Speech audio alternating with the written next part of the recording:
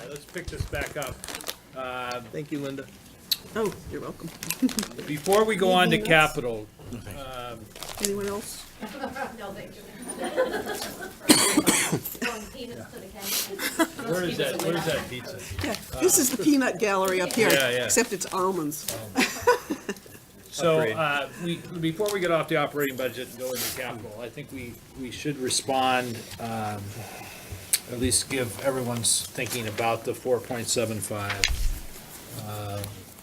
which I think is the right sort of number to talk about relative to what we'd ask. This is an imperfect process, we know that. We say that when we meet at the tri-board. We have information in the fall about grand list growth, and we know the big drivers are contracts and salaries and wages. Those things dominate everything. There's a backdrop here we haven't even talked about, which is the state budget and other things, which we as a board will get to. But with a guidance of 275, wherever we were, and 475, there are reasons for it, but I think we need to just respond to that and say whether we're gonna accept that or push back or. You looking at me first? Well, I don't care, we can start, I can go Start to the with right. Kevin. Let's- What's the projected grand list growth percentage?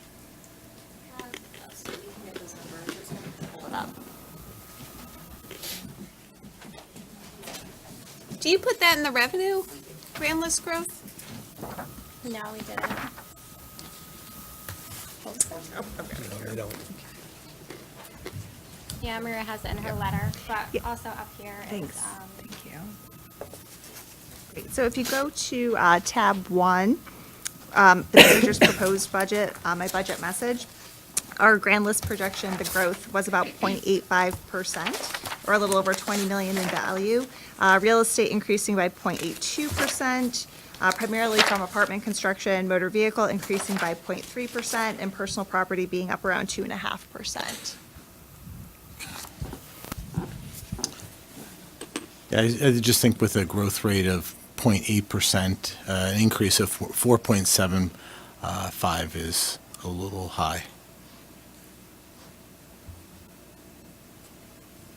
I was surprised at how low that grand list growth was. I thought we thought that there was more, and there was a feeling of that back in October. No? Not for 1920, again, with projects that are in the pipeline in terms of what will affect 2021 and 21-22, we do think we'll see some improved grand list growth in some of the out years. But in terms of what was in the ground for September 30th, that'll affect the 1920 budget. We're just expecting some very modest grand list growth. So what do you mean, I mean, I'm looking at David's estimates and 0.85, 142, 186, 0.22, 0.32, 0.50, that doesn't seem like great grand list growth. For the out years. Yeah, or Right. even the in years, I mean, a 142 is okay, Mediocre. yeah. And his estimates do tend to be somewhat conservative.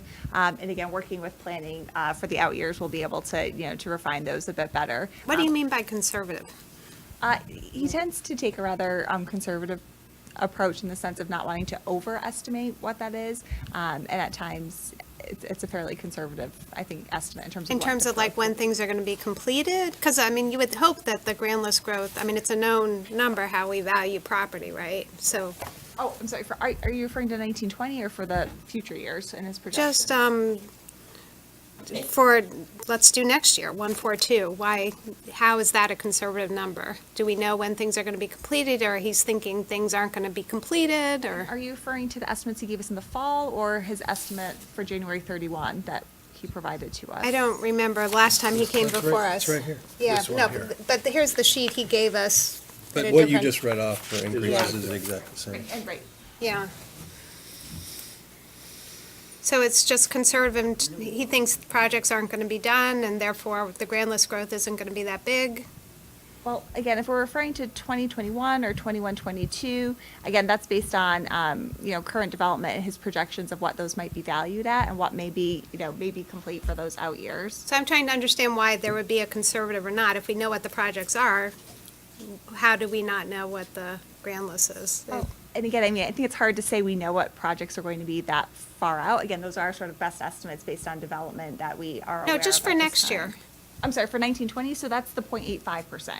No, the following year, 2020, 21, it's 1.42. You said that's a conservative estimate. I'm trying to understand how it's a conservative It's like estimate. 40, almost, well, $35 million of real estate that's got to be being built or Right. at least permitted, right? Yeah, right. So why is that a conservative number as opposed to a real number, I Well, guess? Again, I mean, we don't have a more close or firm number. So again, for the upcoming fiscal year, we're doing those projections January 31st of 19 is when it happens. So again, that's trying to project out more than a year in advance. So again, I think that that's our best estimate based on information we have at this time. But not all the construction's complete. We don't have everything that's permitted. So It's it's- hard to say out in the out years that that's going to be an exact number. That's again, just our best estimate based on what's available to us at this time. So that's not a conservative estimate, that's your best estimate, right? I would say our best David? conservative Okay. estimate. Fair Sorry. enough. I mean, if you look at tax appeal adjustments, for example, we've got 2 million in this year, and then you've got 6 million for the next 3 years. Like, what's the Right. thought process behind that? Again, other real estate adjustments, a million. It's just $1 million across the board, and then 23, 24, it's -7. It would just be helpful to have some context Yeah, around those flat, numbers. flat personal Yeah. property adjustments, so. Yeah. So the net grand list growth equates to what in dollar terms? Let's see. Well, Question. So the 0.85% overall grand list value is a little over $20 million in value to the grand list. But in So- terms of, In terms of revenue. In terms of increase in revenue? times the mill rate, yes, ballpark. Have that information.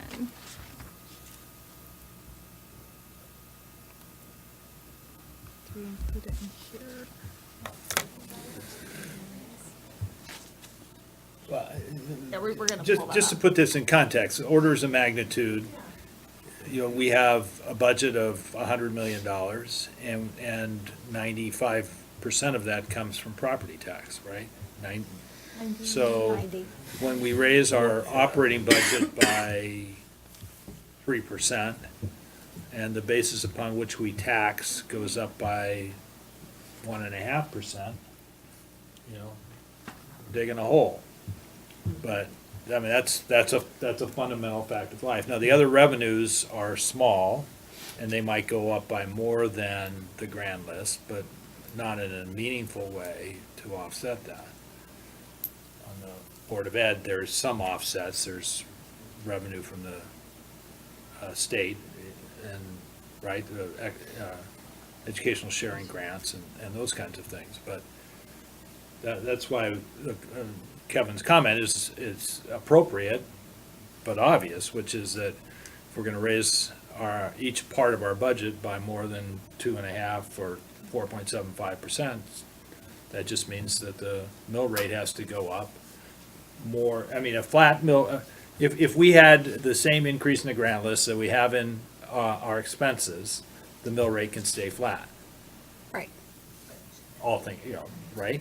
Right, our grand But- grand list. But if the, You're looking for the delta, if the right? grand list doesn't go up as fast as the expenses go up, then the mill rate has to go up. Correct, that's correct. Not rocket science, it's just math. Okay. Unless I have you no, reflect the I have no 100%. further comments. No further comments? No. Thank you. I do. We'll go left. Okay, first of all, I think, the health issue, we'll get into that, I think at some point, probably separate. But that's sort of, I mean, I don't know what you do about that. You have to pay it, and we can help offset that either. We have a few tools we can use, including general reserves and mill rate assumption, tax collection assumption. So we have a few tools that we can use to help offset, and that'll be the policy calls for us. In terms of Can I the, just jump in, Lisa, since you're talking about health insurance, I do want to appreciate and recognize that Burke and Amy are working at our request to just try to understand those numbers a little better. And it isn't at all about, who's wrong, who's right, or trying to, but, in looking at the numbers that we got a year ago versus the numbers that we have now, even looking at historical data, if you look at the numbers that we got from the Gallagher Group, their actual paid claims for 2014, 2015 were 11.5 million. Whereas what we show in paid claims on the spreadsheet you gave me was 10.4 million.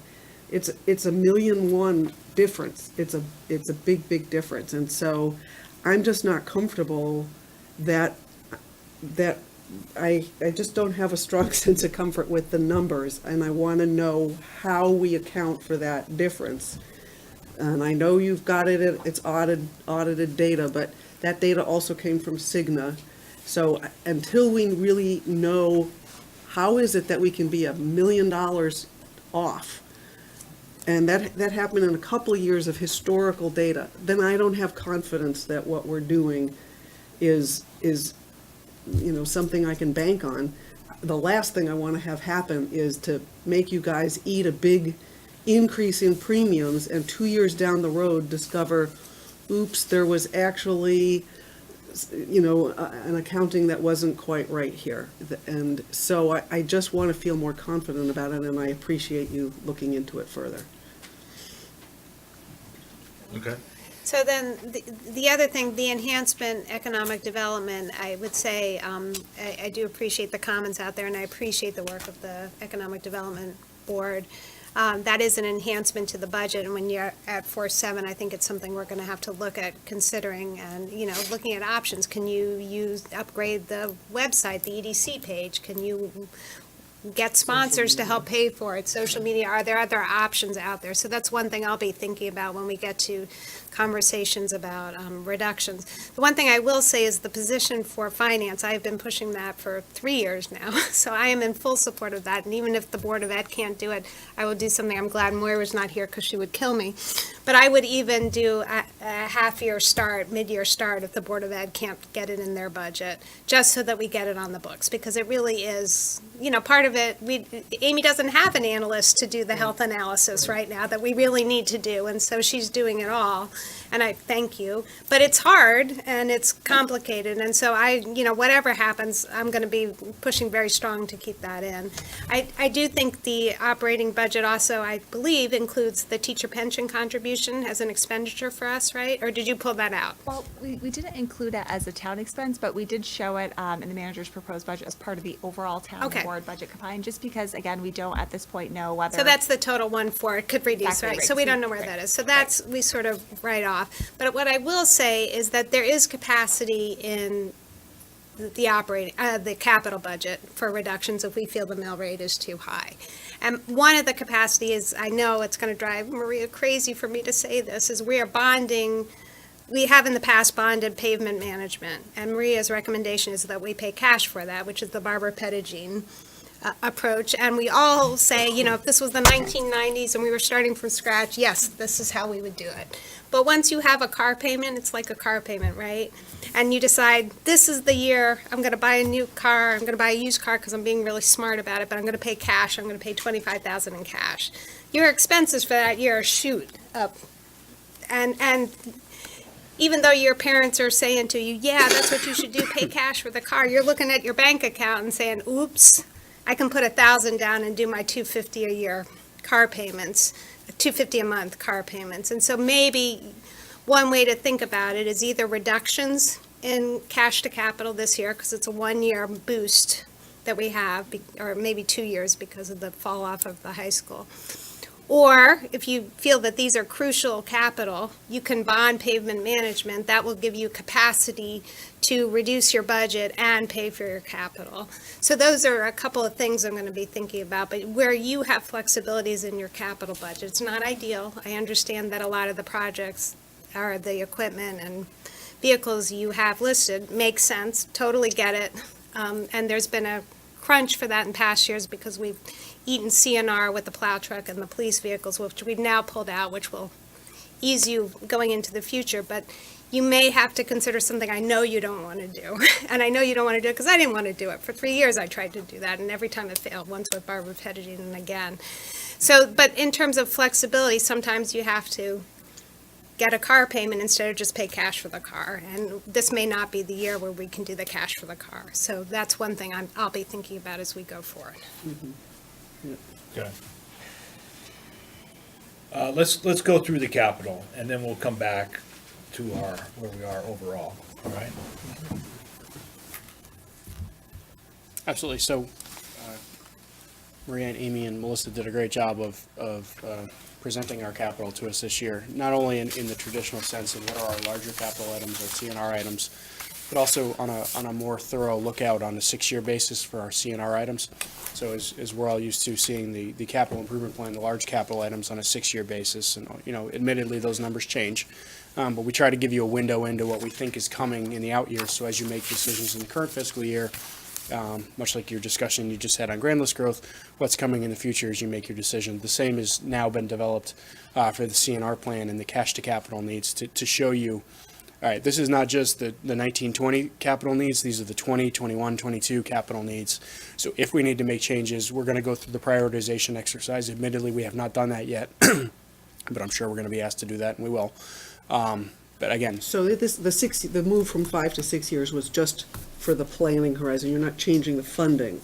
no, from so 5 to 6 years. the payback is the same. Want to This make is- sure I understood This that. is really just to showing you a schedule Yep, of, I got it. all the police cars, all the plow trucks, all the, the lawn mowers, the smaller improvements that we're making on a CNR basis. So again, as you make your decision, Linda, and your evaluation, you can see what's coming down the road. Yeah. Because as you know, we have dozens of smaller capital assets in this town that we need to maintain on a regular basis. Obviously, you folks put together an improved capital policy. We believe that at this point, this plan does fall within that. We had some spirited debates about where I wanted things, but I was reminded appropriately of where the new capital policy said they should be. So we tried to do that for you. Again, second consecutive year where, despite the conversation we just had, we attempted to not use bonds for town projects, but we can certainly go back and look at that.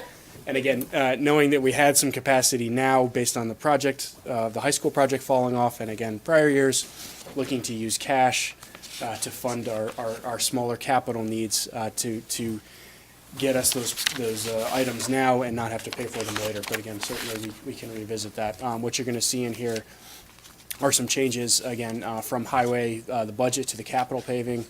You're also going to see the CNR continuing to use the 416, 250 5-year payback, and then another 270 and change of cash from capital.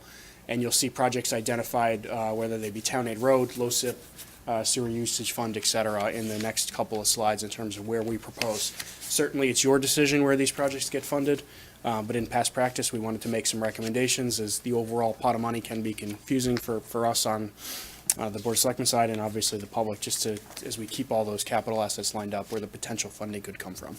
I just want to point out, in past practices, and this is probably a failure of communication on our part, cash for capital is,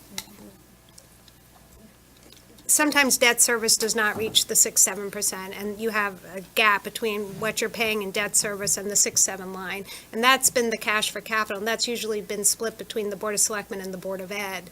So I wasn't sure if you were aware of that. That's part of the conversation in there, just for future years going forward. And I know in talking with Maria, and again, a failure of communication perhaps on our part or a misunderstanding, is I think Maria was initially under the impression that cash for capital was separate than the debt service 6-7 line, and so it was planning forward an expenditure that just doesn't exist unless we create it. And so the question I'll have generally is, are you going to need to readjust your CIP if we keep it as we've always done?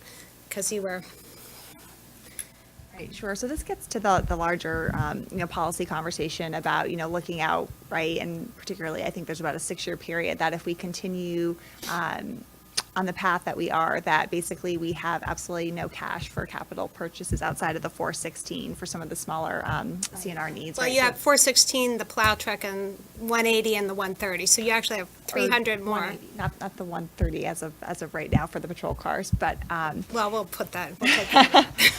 right, so it kind of gets to that larger policy conversation of so now we're on this path of sort of having this perpetual cycle of we're just paying for debt service and we don't have cash for routine capital needs. And so, right, that is a larger policy conversation of, maybe how do we maybe course correct and free up some capacity where we do have cash for capital in the out years. So that, again, was a concern that I had, brought it to the Board of Selectmen's attention in terms of, again, how we might be able to course correct through that over time.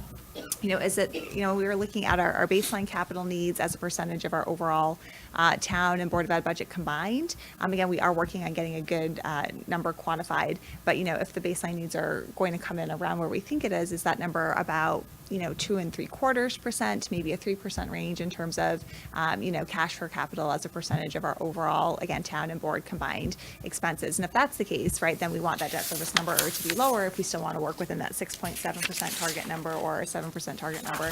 That ultimately, that sort of brings that debt service percentage down a bit if, again, we're looking to have, cash for our baseline needs. So again, it's just sort of a longer term sort of policy discussion and what do you want that, mix to look like in terms of cash versus debt service. So if you break down sort of the cash for capital baseline needs, you've got CNR 416, you've got 180 plow truck, you've got 130, hopefully, if this board agrees with me, for the PD. You've got TAR at 368, which has generally been all capital. That's just been used for vehicles for public works. So that's almost $1 million there. I know you've got cash for capital, including the pavement management, so that's 850. So yeah, we would love to do that if we can afford it to do that. But that's a big chunk of the 20 of your 2 million. And then there are some backfill because of the years where we crunched capital with the plow truck and the PD. So there is some backlog there, but hopefully you're making up some of the backlog in last year, this year, and the next year when there is some cash capacity. And the other thing I talked to Maria about is traditionally we've done a 7% debt service line, which has given a little bit of cash for capital. We lowered it many years ago, so that's a policy call for us to consider, should we raise it? Because that will give you some cash capacity as well. So we may be able to change it slowly over time and probably not as fast as you would like, and I understand that. And poor, I'm looking at Tom, it's Culture Parks and Rec, who's probably suffered the most from the way the last 10 years because they've been crunched out of their needs. So it's really to try and help you out a little bit in some ways, and get Tom Roy's plow truck back in a place where nobody ever touches it again. And so to the extent we can do that, and same with police vehicles, that will get us on our road. It's not going to be perfect, but there is a path forward.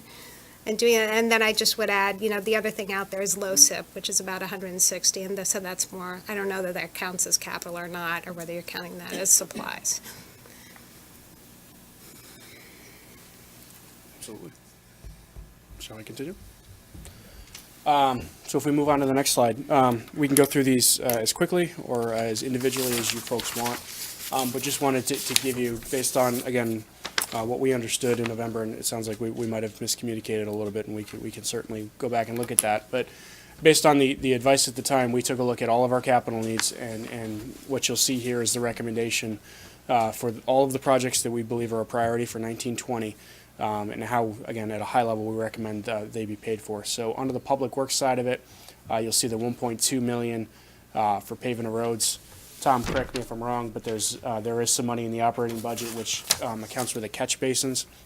That was a point where Maria reminded me and Amy reminded me that it was appropriate under the new capital policy to leave those items in the operating budget, but that it was potentially appropriate to leave this 1.2 in here. So if you're wondering if we're lowering our spend on payment, we are not. We are maintaining the number that we've talked about for a number of years, going from that improvement of road quality to the maintenance of road quality. And again, I think we've all enjoyed the hard work of Public Works, and again, trying to maintain that 85, 87 roadway number that we've all made as a policy decision. So that is level, and again, it's cash, town aid road, and LoSiP, as Lisa alluded to. There's many ways that we suggested that be funded. We've undergone a review of our entire sidewalk system. Tom and team, under Maria's guidance, did a great job of really inventorying all of our sidewalks, what level of repair, disrepair, or otherwise, then what sidewalks are needed, unnecessary. And there's a pretty substantial plan in place that, have we shared with the Board of Finance at this point? I don't believe we've done a presentation to the Board of Finance. We did do a presentation to the Board of Selectmen and had a summary of that analysis in a Board of Selectmen packet. We could certainly provide it to the Board of Finance. And it was a 15-year period to essentially bring all of our sidewalks and our ramps up to a good condition. So for about a 7 or 8 year period, it was about a $300,000 investment each year. And then for the remainder of the 15 years, about an $80,000 to $85,000 investment.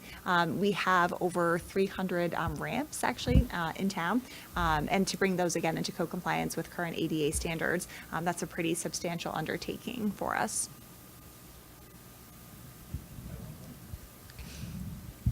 General government, we've been reviewing and have a recommendation to implement a new fiscal or financial management software system. Amy and Maria have done some really good work there to improve our accounting practices and hopefully can lead to, again, some more transparency for all of us here as well. The capital reserve contribution, I believe, is part of the new capital plan that was discussed and approved by this board. So again, that funds that additional capital contingency. We have the greenway improvements, which you'll see on an annual basis, resurfacing, fence repairs, small cleanup. That's an important asset that we need to continue to maintain. Can't emphasize, you folks all know, we all use it. It's one of our most used assets in this community, so something we need to continue to maintain. And then sewer, they are replacing a plant programmable logic controller. I know that because I made the motion. I can't tell you what it does, but I can tell you it comes out of the sewer use fund. So that is, as we've recommended in the past, we have to approve, obviously you do. Sean, before you go on, can you just walk us back to the financial management software system? That's just a very big number. It is. Can you walk us through what's in there and I cannot, but Amy and Amy? Where to start? Sure, go for it.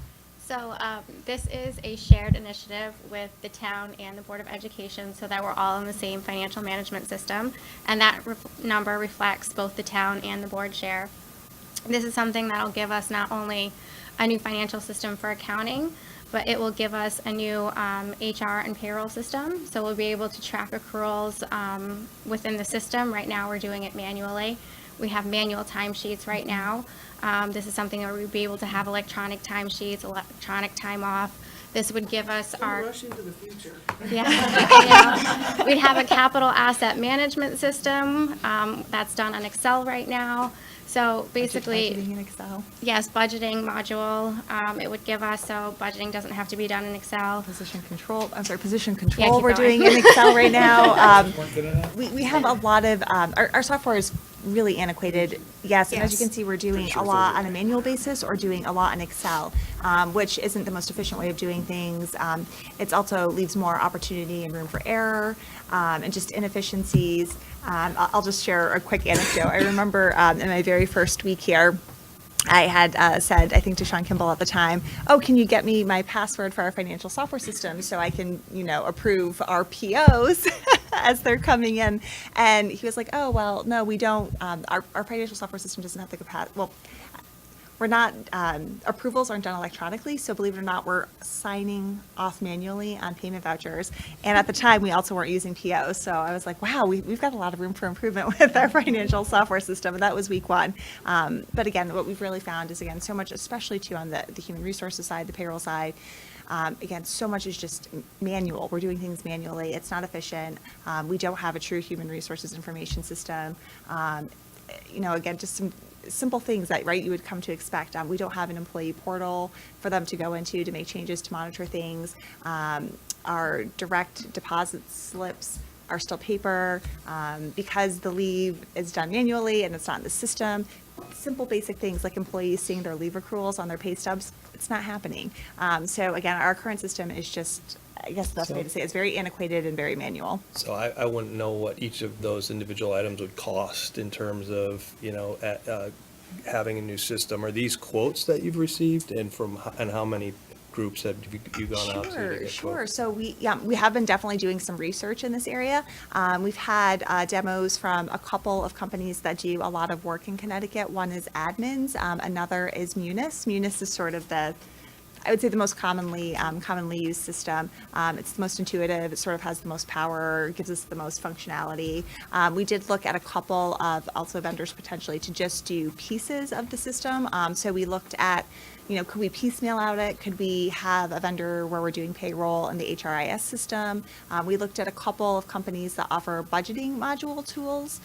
So again, we did try to see that, okay, if we pieced out certain portions, could we get that overall cost down? But we really did find, looking at it, that most likely going with one comprehensive package is going to be the most economical. But we did try to break it out, just again, to see if we could get the cost down. Bolt on your. Brand new system for both the town and the Board of Ed.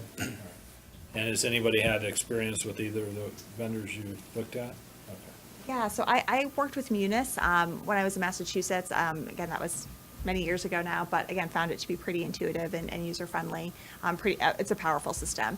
Also worked with Admins, which was one of the vendors we took a look at. Again, the system is the technology is a little more dated. It's not as powerful, but it's, a good option. And then the couple of companies we looked at for the budgeting modules, one company is actually who we use for OpenGov. They now also have a budgeting tool. The other company I have not worked with for the budgeting module. And then the company we looked at for piecemealing out the payroll and HRIS system, I have not worked with directly. Where is OpenGov on the website if folks want to noodle around on I that? believe it's on the finance section. I'm not sure where the link is. Yeah. I couldn't find it. Finance page. It's on- Yeah, finance page. Is it on the left side? We can also put it right on the budget page too. Okay. But there is a way to, maybe not piecemeal, but do it in stages, right? And bolt on as you go. Yeah, And right. maybe right. there's a priority and then, add on. And it's probably not the most cost efficient, but on an annual basis, you're not paying everything up front at once to use Linda's buying a car, That would be scenario. Lisa. I'm Lisa, sorry. That's getting late, sorry. I would give us a chance to prioritize the capital and maybe look at that before we started upping or down in some of these. I think we all agree of the need on it, and if, You gotta our get board all- you ranks gotta this jump in, though. pretty You darn gotta high. take the whole, you gotta do a big line share of it, or you won't get the benefit. Okay, it'll be painful. Yep. It'll be tough. Going through a conversion is difficult, but at the end of the day, we're really excited about the possibilities, so. Yep. Okay? Thanks. You guys want to know more about the logic About control? Greenway, we're good with that. We're good with the sewer. Looks good. I have a question about the highway pavement management. Sorry. The 6-year capital program. Lisa's laughing, uh-oh. At me. I'm looking at my notes and I'm getting tired here. So I think what my notes say was that last year it was 850 grand? Yes, for bonding. Bonding and the original was in the operating budget, right? The whole paving number comes down to two critical things. We have 165 miles a year, or I'm sorry, 165 miles of roadway. Yeah, over 17 years. And So you need 10. I learned my lesson on all this. I've had the There's tutoring. no more magic, it's a simple number. Right. So basically, we need 1.3 million to pave the 10 miles per year. And through all of these different sources in the budget, we get to that 1.3 number. So we'll be able to effectively keep the roads at the level they need to be at. So I get that. I just was confused by why it's a different number this year than it was last year, given that it says TAR and GF and LOSIP, like everything's all together. It's a comparison year-to-year problem again.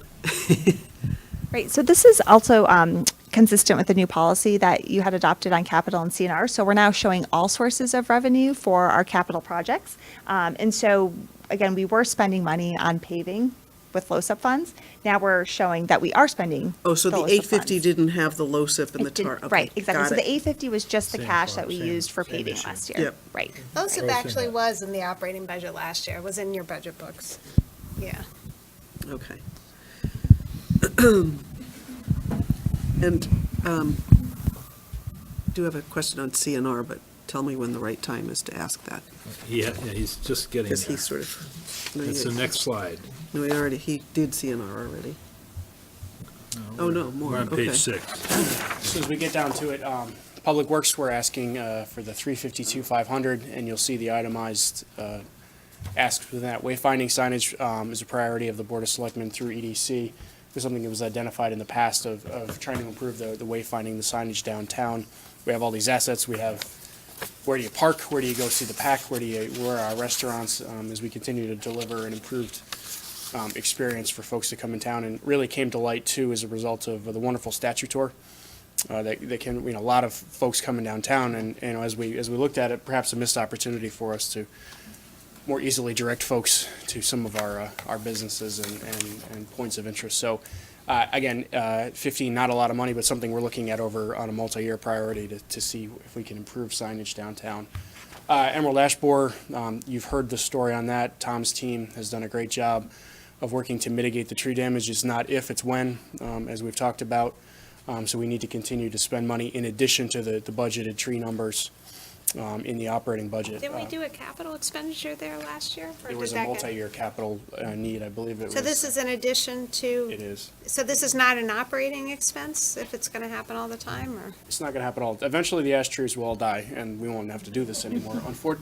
That's the unfortunate reality, and that is not too far away. So we have correct? 110 capital we approved last year, and then this? We broke up the project into 3 years in capital. Okay, Yes. And this is now a further perfect, reduction of that. perfect. If anything, we're trending slightly ahead of what our original budget estimates were. The next item is the Eno Clock Tower. Depending on what time you drive by Eno, you'll either get the right time or the wrong time. It's right twice a day. It is, it's right twice a day. Good news is the Eno Trust is potentially gonna be picking up this as a revenue source. It's an item we should. What does Trust mean? They're That is gonna, it's a fund that we have available to us that Maria knows more about. Sure, thanks. So we have 4 trusts that are sometimes referred to as the Belden Combined Trust. Some of the trusts actually go back over 100 years, where we had some really generous residents who left us some pretty substantial sums of money. We're able to work off of the income from those trusts. One of the trusts is a trust that was left specifically for the care of Eno itself. Typically, it's been used for unexpected repairs that are needed to the building. One time, money was saved up and used for the roof, to replace the roof there. So this particular project, again, the clock tower repairs, if we're not able to do it in 1 year, our thought was, okay, we could save up funds over a 2-year period with the Eno Trust money to do these particular repairs. We've met with the trustees. They were generally supportive of this project. So again, we do believe that this is a way to get that work done with the trust funds. all right, We could buy another large truck for $180,000. love that. What kind of I truck believe is that's a this? plow truck. A plow truck? Yes. Okay. They are not cheap. They're obviously important. There's a schedule that Tom's team is replacing them on, where they simply wear out and we simply have to replace them. We've been on a schedule of Okay. doing our best Tom, with was those. that what used to be in the operating budget last year? Okay, so just a lateral It is. shift. Also, pickup truck replacement. Again, this is potentially coming out of Town Aid Road.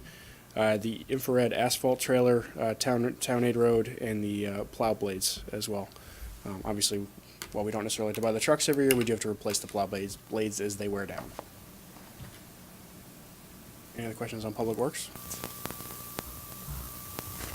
Then we get into the good stuff in Culture Parks and Rec here, leading off with the big one, the ice rink condenser unit.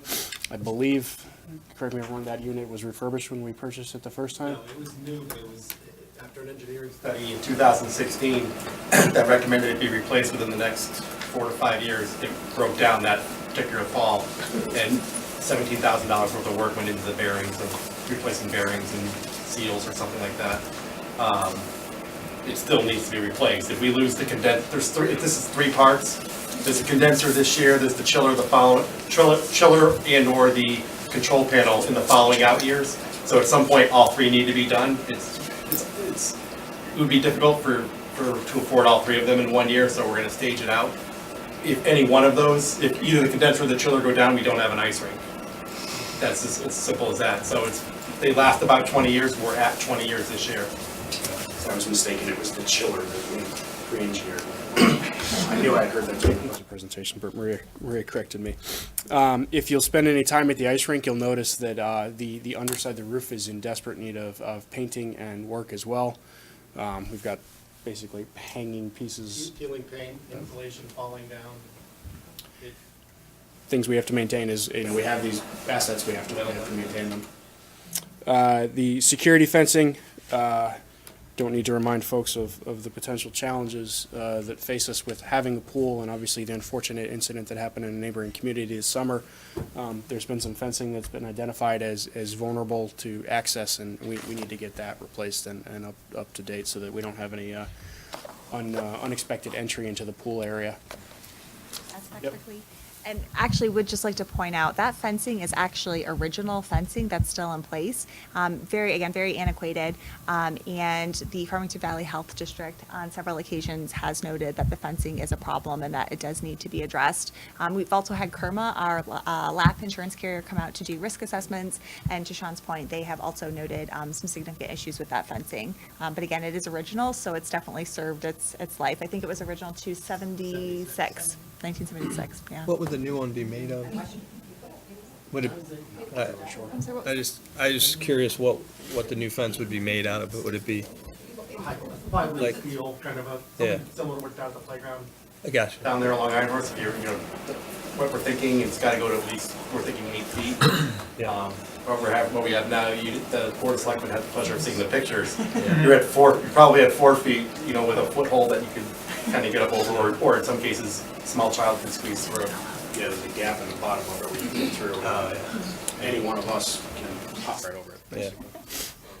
Not a good idea. Not all of us. Maybe not Lisa. We could get Lisa over. Got some money allocated for playscape maintenance and repairs as well.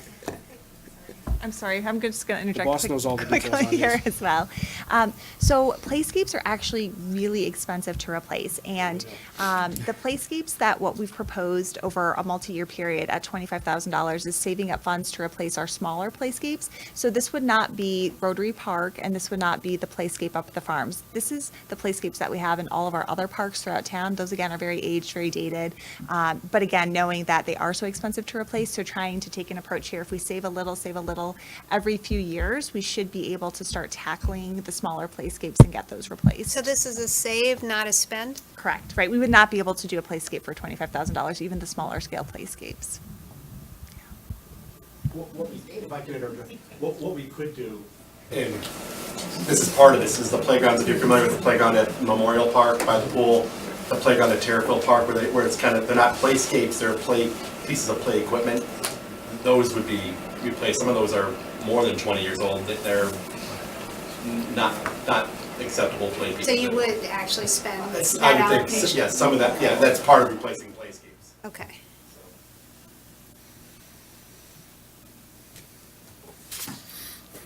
And that's that's part of the 5-year payback? No, that is cash, I believe. Set aside, I believe.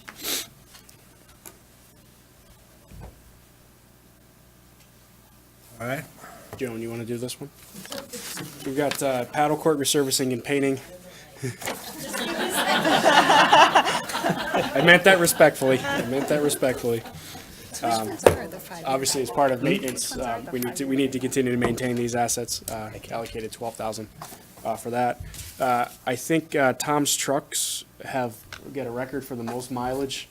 I mean, what's your average? The truck that's being targeted for replacement here is it's almost 200,000 miles on it at this point. It's a 2004 pickup.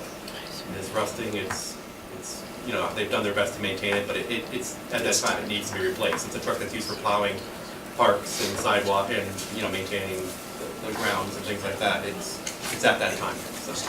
And the plow and sander obviously goes with that truck. Correct.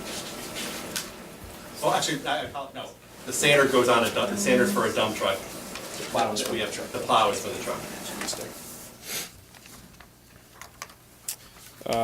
One which I'm sure will spur some debate with my friend to the right here. We've looked at replacing 3 patrol cars as we've done, regardless of where we paid for them, it's been our practice to replace the patrol cars on a regular basis to try to squeeze some funds out of them before they become useless from a trade-in standpoint. So this is consistent with our prior practice. We need to update the interview room and video recording system. Again, we're recommending that come out of the private duty fund. The chief and Maria can explain a little bit more on that, but essentially, it's time to update that equipment based on their age and Yes. compliance issues. Yep, those are, to have that as a state mandate, and they have failed at times. And as you can imagine, those are pretty important assets that we need to maintain perfect records for. So you'll remember last year we asked you for phase 1 of the radio system feasibility study. We're coming back and asking for phase 2.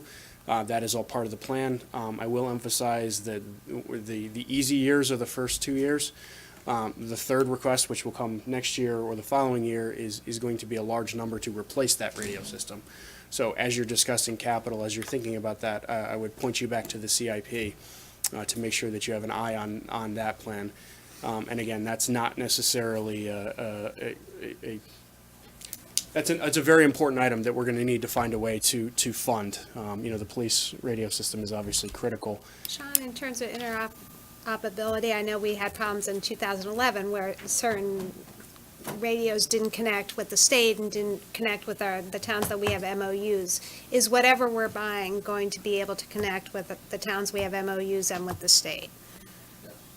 Okay. And have we talked about, this seems like a perfect, you hear all this stuff about regionalization, Kevin. Is this an opportunity with our other Farmington Valley towns? I know Avon already did it, and I know that we may not be compatible with Avon, but there are a number of towns in the Farmington Valley. Would we have power in buying if we went in with a big purchase with some of the other towns? Because everybody's about the same place. Is that something we've explored? So we've explored it, and we're continuing to explore that. I can tell you at the first blush, the numbers aren't done, but that's part of the analysis that the Board of Selectmen saw, and honestly, to add on to the Avon system, I believe it's more expensive. And then we would have to negotiate control and we're not ruling it out. But even just a joint purchasing, if other towns get their own system, but if you go in together and you purchase it, okay, we're all gonna purchase this, we're getting our own system, can you get us a deal? Sometimes that's an opportunity. Sometimes, remember, one of the challenges of all of our municipalities is our beautiful landscape. And that's been the problem with our radio systems in the past is how do we maintain coverage with the rolling hills and river valleys, et cetera. So yes, there's potential to save money, but at the same time, we still have to address the coverage issues we can't necessarily save funds there because we have to put up the number of towers and repeaters, et cetera, to maintain that service. So the initial study is promising from what we saw, and we can certainly share that information, but our coverage is strong today, but I think it addresses some shortfalls that we've all been concerned about in the past going forward, so. Quickly to that. We did have the study completed. I would encourage folks, if you have an opportunity, to go to our homepage, and if you go to the scrolling section of our homepage, that full report and analysis, including the cost estimates, that is available online. And if you would like to see the presentation from the consultant, that's also available from a January Board of Selectmen meeting. We did ask them specifically, because Avon is a little bit ahead of us on this project, but we did ask them specifically to look at, if we were to somehow partner with Avon and sort of piggyback onto their system, what might that look like? And to Sean's point, that actually was considerably more expensive if we were to partner with them. We don't want to completely rule it out. We do have a follow-up meeting scheduled with a few of the key stakeholders over in Avon and our consultant to see if there's a way to maybe get that number down. Again, we don't want to just completely rule out maybe a good opportunity for regionalism, but at least our initial analysis is showing that would be a more costly option. I do believe Granby is in need of a system. We did reach out to them when we issued our RFQ for phase 1. I think initially they were hoping to maybe at least jointly issue an RFQ with us, but they at that time weren't able to do so. So they are a bit behind us on the project, and Bloomfield and Windsor are considerably farther along than Avon. So there were just a number of towns in this region that our systems were all sort of coming due around the same time. But if we were able to partner with somebody, maybe Avon, but again, at least our preliminary assessment is that it would actually be more expensive to partner with them. I would just there are other towns besides Avon. We will continue to evaluate that, and I'm sure we can come in when we have the update to phase 2 and maybe do a joint presentation to keep you guys apprised of that, because it was really eye-opening to see the different options and what coverage level we could get.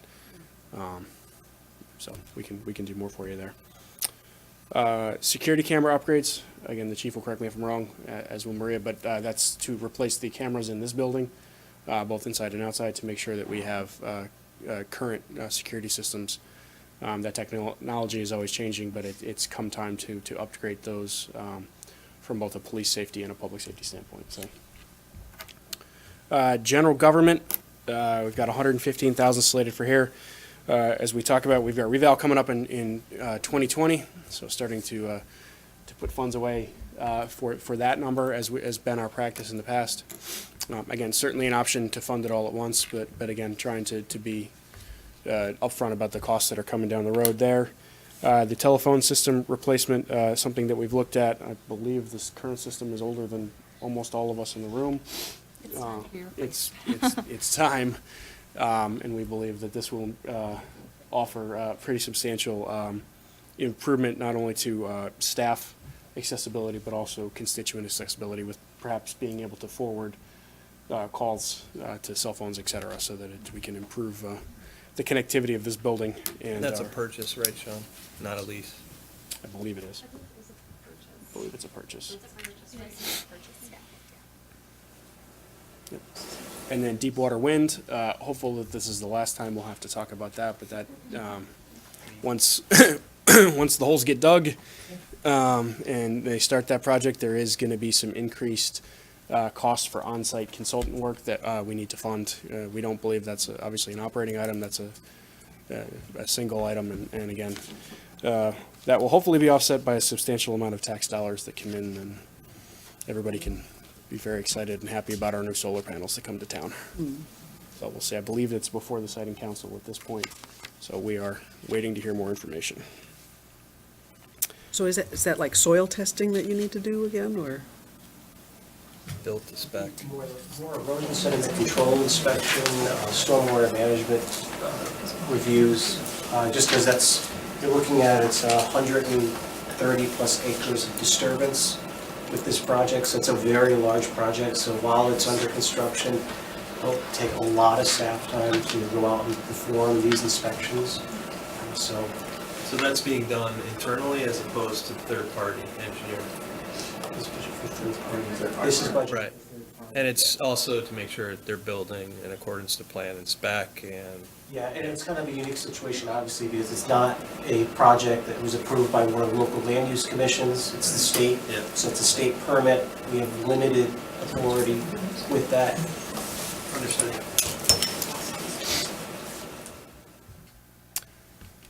Moving on to the additional sewer funds, there's a really cool technique which Tom and Tony can talk to you about how we basically put a pipe in the ground and inject some stuff into the sewer lining, which then expands and makes the lining and the sewer intact without having to rip up the entire street. So the good news is it doesn't cost nearly as much money as having to dig up the whole mile or half mile or however long of the pipe. I did listen to the presentation.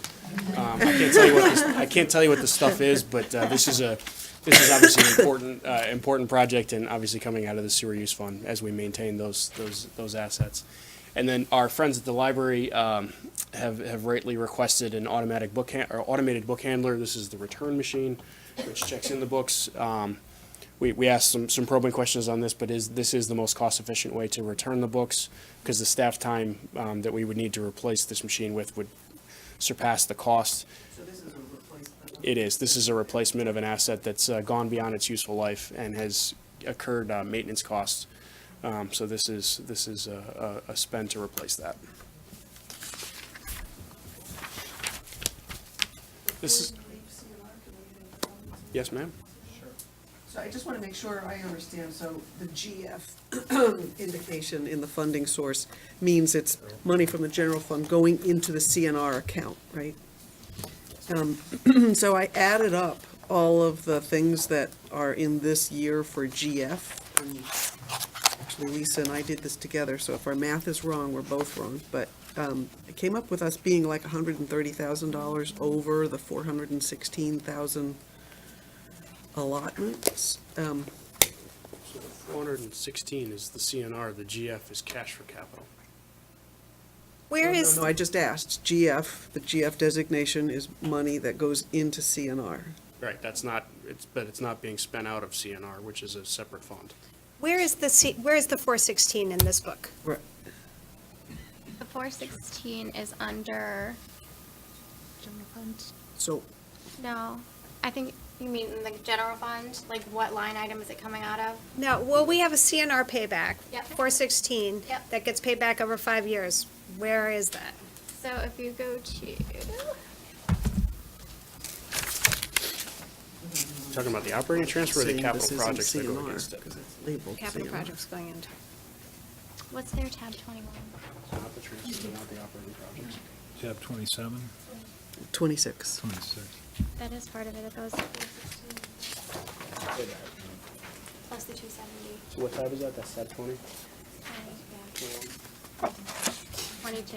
22 shows you where the payback is in our operating budget, but I think what Lisa's asking for is the projects that add up to the 416. Yes. Yes. Oh, Thank you. That's what's confusing me, because, I mean, Yep.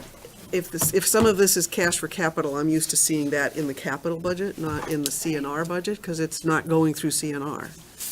So I'm trying to figure out which of these projects are CNR. Sure, so, right, so what our thought was, based on your conversation, with your capital budgeting policy, is that if there was excess capacity, that we would be paying for cash for capital with items that were, say, one-shot expenses. So again, I think in terms of which projects you would like to allocate to that 416, that is something we would be seeking guidance from you. Okay, so it's a subset of the ones marked Exactly. GF. Right, so the Okay. GF is a combination So of the the 5-year GF payback method as well as the cash for capital. But in terms of sort of making that call, we felt that was a little bit more of a financing method call in terms of, which ones you wanted to allocate to the 5-year payback versus which ones to use for the cash for capital, so. So in there terms- are $130,000 of more things than fit in, right? Okay. Right. In the CNR. In the CNR. CNR budget, 6-year capital, general fund plan. And when you prioritize these projects, then that will help us do that? Right. Is that the idea? Yes, I mean, they can prioritize. I mean, I think what's going to be challenging with the prioritization is, as you saw, these items aren't All expand. priority 1A. Yeah, it's tough, right? It is tough because these are items that are maintaining our existing infrastructure or replacing our existing infrastructure. They're not sort of new and exciting projects or expansions. And so when we're talking about prioritizing, it's really that, okay, what's in the worst shape and what can maybe get. That's, That money comes out of a trust. Right. So if we spend all of the money here, 416 goes to CNR and the other 130 goes where? general fund. Cash for capital. Right. This GF total here at the bottom of the page, it says 866,340, right? So what makes up the 866,340? Sure, so it's the 416, which is Yeah. the payback method. Yeah. Again, and then with the new policy, we took the 180,000 for the truck out of the operating and transferred the truck Okay. to the CNR because it's a Right. fleet purchase that's under $250,000. And then the remaining, I believe, 270 is a cash contribution for capital. So again, just our smaller capital needs, paying for them in this fund. So one obvious way, like we talked about, is if you're really crunched and these are all A1s, you can bond pavement management. That'll then give you about 700,000 to pay for this other stuff. And then you've got a debt payment, so it crunches your debt in future things. But that's an option to you if they were truly A1s. Derek, the reason my number didn't add to what you're thinking is because I'd already netted out the police and the dump truck. Gotcha. Oh, you even netted out police too? Yeah. Oh, so we got 2 votes. Lisa, I don't disagree with you on the capital. The problem is if we bond for paving, there's no space left for the radio in the future. There's no space left For for the it. police radio upgrade, or there's very limited space for it. So I think we need to sit down and have a larger conversation. We have a capital challenge, no matter what we do or don't this year, based on prior expenditures and et cetera. So, we can certainly do that, but again, then, So I would say That's you next should year. look at 2 scenarios, a 6-7 and a 7-0, Yeah. because that may solve your problem. For next year, not It not does, 7 it this does for year. the short term, it doesn't for the long term, yeah.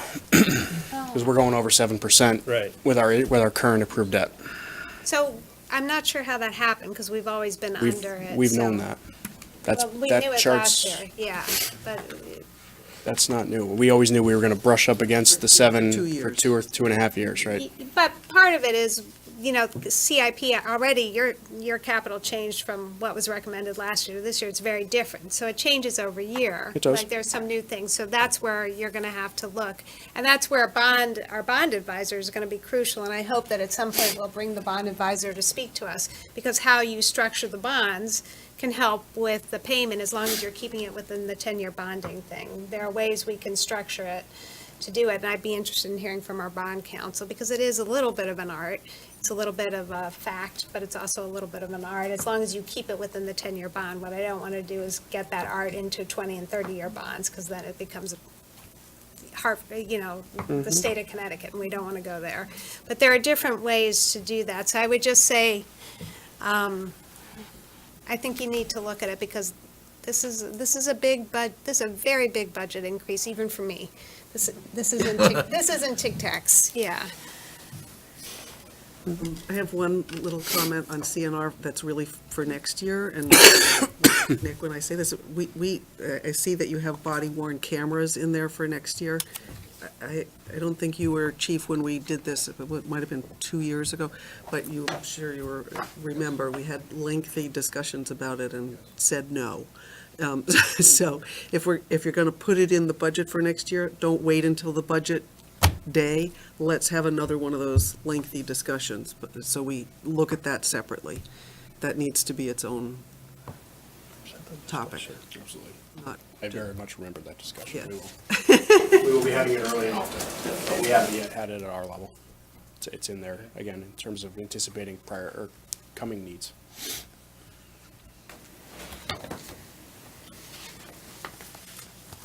Okay. Got one more graph for you. What else you got? I like this one. I guess my question is. In all seriousness, I know it's late in the evening, I know we've talked about a lot of numbers, but we wouldn't be doing our job on the Board of Selectmen side if we didn't continue to make you folks aware of the population increase that we're experiencing in town. So I asked Amy and Melissa and Maria to put together, what does our population look like over the last 5 to 7 years, to kind of give you a trend. Again, I'm not suggesting this correlates dollar for dollar, percentage to services, but at some point the services are pushed. Our chief talked about the ratio of police officers. That ratio is only going to go down.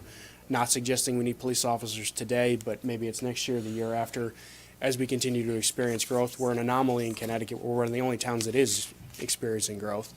And how do we digest that? Not necessarily a lot of plowable roads, but again, more people, more services.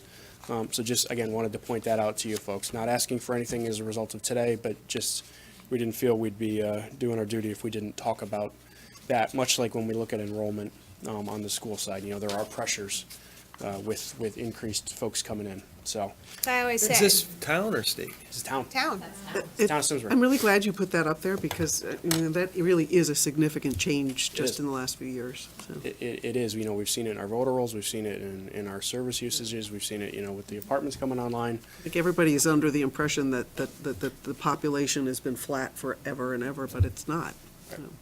The only thing I would just say, as we see that, there's going to be needs in our budget. So the grand list growth, when we're looking at 8.5, it might not really be 8.5. It's got to be netted out of the additional services that we're going to need. We might need, feet on the street for the police, social services, schools, all this stuff. So the grand list growth there's the growth, but there's also the service needs that go with it. So I'd be interested more in the net growth. And some people will say apartments, you get grand list growth of 1, but your service expenditure is $1.15. So it's actually a grand list loss if you look at the net. So just as we plan for the future, if we can sort of think about net grand list growth minus service needs to meet that growth. And just to be clear, that's a 615% increase over 7 years, correct? Correct. It's not an annual. Right, so that's less than the national average in terms of population. Correct, but we're the only town in Connecticut, I think they can even say we're neutral, let alone. I'm just saying that trajectory looks a lot steeper than what it actually, I think, Yes. You is. can make it look as steep. Yeah, exactly. I mean, it goes not from meant to- 23 to 20. We can debate the graph. The 25, point is that there are 25. more people to deliver services to, whether it's one or it's 1,445. Agreed. And If you that's took the reality of our job. If you took the grand list growth for known and expected apartments and go out 5 more years to 2025, what does that look like? For population growth? I think down on Route 10, there's gonna be like 10,000 more people. If you go to the next slide. That's right, they'll Those go to aren't our Avon people, for their though. services. So that's a great question. We didn't chart it out because obviously you're thinking ahead more than I am, but we did want to put, again, additional development that's coming again, just to continue to talk about that. So the Talcott Mountain Residences, the assisted living facility, et cetera. Highcroft, obviously, there is a number of new construction beginning in 19. Cambridge Crossing, 6 are under construction, as we know. Deepwater Wind, again, that can potentially help us on the, actually will help us on the grand list side. Curaleaf, we're looking forward to that helping us in a happy, positive way.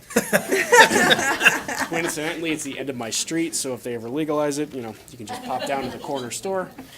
I, of course, won't be doing that. The potential for further record. There's additional rezoning coming, and we're told that Big Y is yet again looking at, or somebody Really? is looking at the Big Y parcel. Oh. Those are very much in the early stages. We've heard that song and dance, 7 or 8 different times. I Believe very it when I much see hope it. that happens, but we'll see what's happening this time. So, with that, I'm going to sit down. Thank you, We have capital. Sean. Thanks, Sean. Don't we have capital? Wait, I'm not done, so. All right, so questions on capital? I'll start with you, Lisa. Yeah, so first of all, thank you for providing the sheets, Melissa, to do that. They are missing, in past years, we've had, detail on operating budget increases, and we've also had copies of all the sheets in the capital improvement plan, and that's kind of helpful, it's sort of as we think long-term, so that would be helpful, to They had get a that lot more information on that, but thank you for getting us what you did. So in the past, and I think this was done, I happen to remember it because I believe Rob made me do it, is, is the operating budget, we sort of netted out, okay, employee benefits costs, we netted out everything, there's a whole detail, and I think, as Jeff may recall, I came to Jeff and said, Jeff, we got to figure this out because the Board of Finance said that. So there's a whole detailed sheet, and it would just be helpful to sort of see those numbers broken out in the future in terms of details so that we can plan a little Yeah, bit. just use the same ones that got used before, they were very helpful. All right, other comments? Thank you, Sean. Thank you.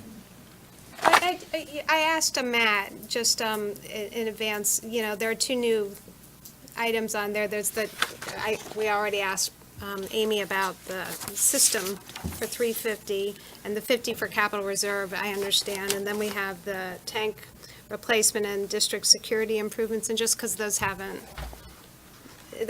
they're new items, so in terms of, Yeah, we didn't get any detail on them. Finance that system? What's the security system stuff now? yes. What are we talking about? Education, the Board of Ed here, Oh, okay. the 750. Sorry, the PowerPoint presentation Yeah. you're asking about. No, I was just wondering in terms of how they ended up on this, the capital improvement plan this year. And I know part of that's gonna be resolved when you finish your building and study, because you'll plan, that's why you're doing the building plan, is so that these things don't show up.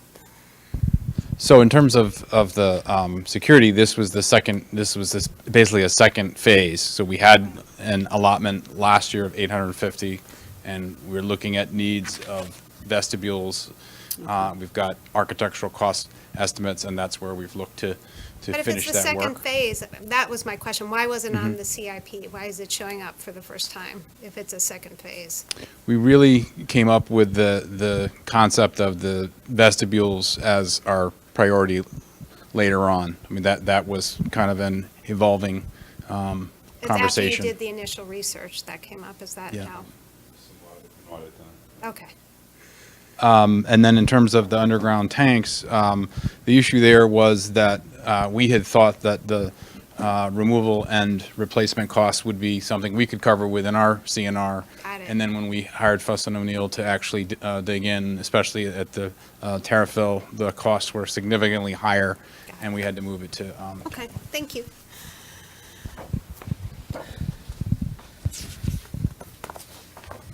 Okay, other specific questions about capital projects? So I think that brings us to sort of discussing where we are, and our action item potential tonight was to refer this to the public hearing. And, I guess I just poll the board to see if we feel like we have sufficient information that we can do that, or that we want to, and we would need to finalize both budgets at your board if we ask for any changes. We had asked the Board of Ed to just see if there was any place they could tighten, specifically talking about the non-lapsing account for the, using the non-lapsing account for the healthcare cost. Have we, and we need to finalize in each of the budgets which scenario we're going to use for the healthcare costs. I think that's an open item. Burke, you gave a number for 427, was that 10%? That was the 14. 14. The additional 427 is the 14.5%. So those are the premium most we recent talked about. numbers. When did we get those numbers? I know you mentioned you had some updated numbers from you guys, so. So based on your meeting last week Right. and the guidance that we heard, we knew that there was a likelihood of a potential 14.5%. There was a 14.5% scenario that was discussed that we heard could be a change to our budget, and that $427,839 was the difference between the 9% that was already in our assumed budget. And then we also heard guidance to get to the 2%, and that's where we have been working on how to try to But do the that, to number- recommend to our board on Tuesday. Okay, so you're going back to your board with those recommendations on Tuesday night, right? Okay. 27. And then, what would be our instructions to the Board of Selectmen from what we've reviewed tonight? Oh, can we pull up Rob, would it be okay if we pull up the mill rate worksheet? Yeah, let's do that. That would be helpful. Yes. And can you put in the, right now, you're at 7.3, right, Matt? Because you have to get your board's permission to drop it to 2. Or you may be, I mean, 2.3. 2-3, 7-3. 2.3, sorry. Katie by the Sorry. door. It depends how you want to look at it. Right. The insurance is a huge. You're 2.3 plus the insurance number, so, Yep. so if we add in the numbers, Rolling the insurance number and offsetting with the non-lapsing based on our last conversation and coming out with a number. Right. Okay. It's the number I want. Yep. It's rather than the 2-3. I think we get lost sometimes in the percentage. yes. Clearly, that was dominated the conversation early tonight. We want to get the number that has back up. What do we need to do to be comfortable with the numbers that we're going to put into the budget that we recommend to the public hearing relative to the insurance costs? And this will be for both budgets, right? What, have we settled on what we call scenario 4? Are we comfortable with that? You raised a question about that. Tentatively, but I'd like to hear what Burke and Amy can find. I mean, it'll make me more comfortable. Maybe it'll drive it down, if we're lucky. So with regards to your question, Burke sent something off to Locked In today to see if we could do a comparison to get to your comfort level. So that's something that is in process and hopefully we'll have by the end of the week. All right, so do you have another Board of Selectmen meeting? We do on the 25th of March, 25th? so next Monday. Next Monday. And yours is next Tuesday. So what I think we should do is plan on one more Board of Finance meeting, on Wednesday or Thursday next week, if that's possible. Does that give us enough time to recommend it for April 2nd? Because we have to Well- publish, right? I'm sorry? Has to be in the paper. By the 27th? Unless you want to bump your public hearing out, but I think we scheduled it for the 2nd because of school vacation week, which is the following week, and you have to do it by April 10th. Yeah, so I'm very reluctant to move the April 2nd if we can figure out a way not to. Agreed. Could I just make a question about process? My understanding has always been that the movement of these budgets to hearing is not saying that that's what you are supporting, and that it's not Fair very enough. common after the public hearing has been open and you hear from the public. It's very common that you've said, Completely- we need to change that. So you're not committing, I think we have a good timeframe. It that's doesn't very have to valid be point. final for the public hearing. But, okay, that's fine. But we do have to send a budget, we have to post a budget for that public hearing. And so the extent that you're gonna fine tune yours on Tuesday and you're gonna fine tune yours on Monday. So we actually could take what you're suggesting is we could actually take the action to recommend this to, the budgets are sufficiently in a position that with your tweaks on those 2 nights, we could recommend that they go to public hearing, in which we will then take comments on the budgets that are presented. So I would just say, the only thing I would add to that is because we do have the new health delta, if we're gonna do the 14%, if we think, what have you put in your budget? Have you presumed the 14%? The 10.44. And you've done the 10.44 as, We've done the 9 so far. But they're gonna talk about it on But Tuesday We're gonna night. revisit that. so my only hesitancy. They should be synced up. They should be synced the up, same. and also, I would rather put the higher number into the public, because, I mean, I'm just concerned if we put it lower and then we raise the budget Yeah, after the I- hearing, that makes me a little The nervous. way this works, that is better to do that, all right? So to use the 14.48 for the town. And you have a 14 in it, and then and we're okay with using the non-lapsing, and then wherever else you can come back, give us that. And then, again, I still have the opportunity to work with Lockman and get Yes. that Yes. new So information if- to if we provide can- you. I mean, even if it's a couple $100,000, that's meaningful across the budget, clearly, all right? Do you have the 14,000 you can stick in the mill rate and see sort of where we Yes. are? 14.88 scenario. Yeah, percent. Sorry, thank you. So I have like the Board of Ed's original numbers. So the Board of Eds, you would need to add 427,839, right, Burke, to get to the 14%? I mean, So you can do that. Not for the hearing, but at their subsequent meeting, and then come Well, back to it. we should do that tonight. Yeah, I agree.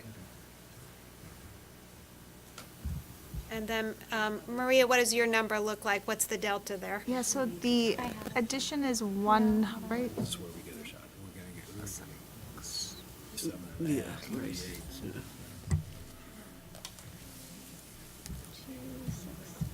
Very well. And we have the teachers' pension That's there, will be in here also. yes. I'm gonna look at it on here, I mean, I think so, but that's a You good don't have the whole question. spreadsheet. yeah. Is that no? Don't you love doing this on the fly, Amy? No, it's Live? the governor's budget. Live on TV? All right. All right. 250 net is 300, but then we get some revenue back.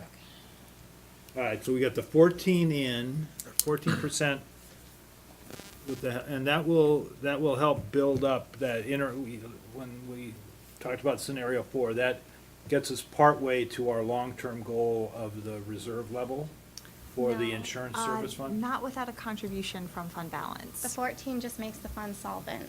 Right. It does not add to reserve. Correct, Is that correct? There's $1 million for I gotta look at that again. I thought that got us to gotta be- $1,000,008. I thought we put a. We're already at $1,000,008, or projected to be at $1,000,008. So we have $1,000,008 in reserve, it just will not add to it. We would So have to I'm take- more inclined to take let that. you bear the brunt of the health increase and use the non-lapsing to build up the reserve. So, like, I would hold you harmless for that. So you were gonna use the non-lapsing to reduce your overall operating budget, right? That's,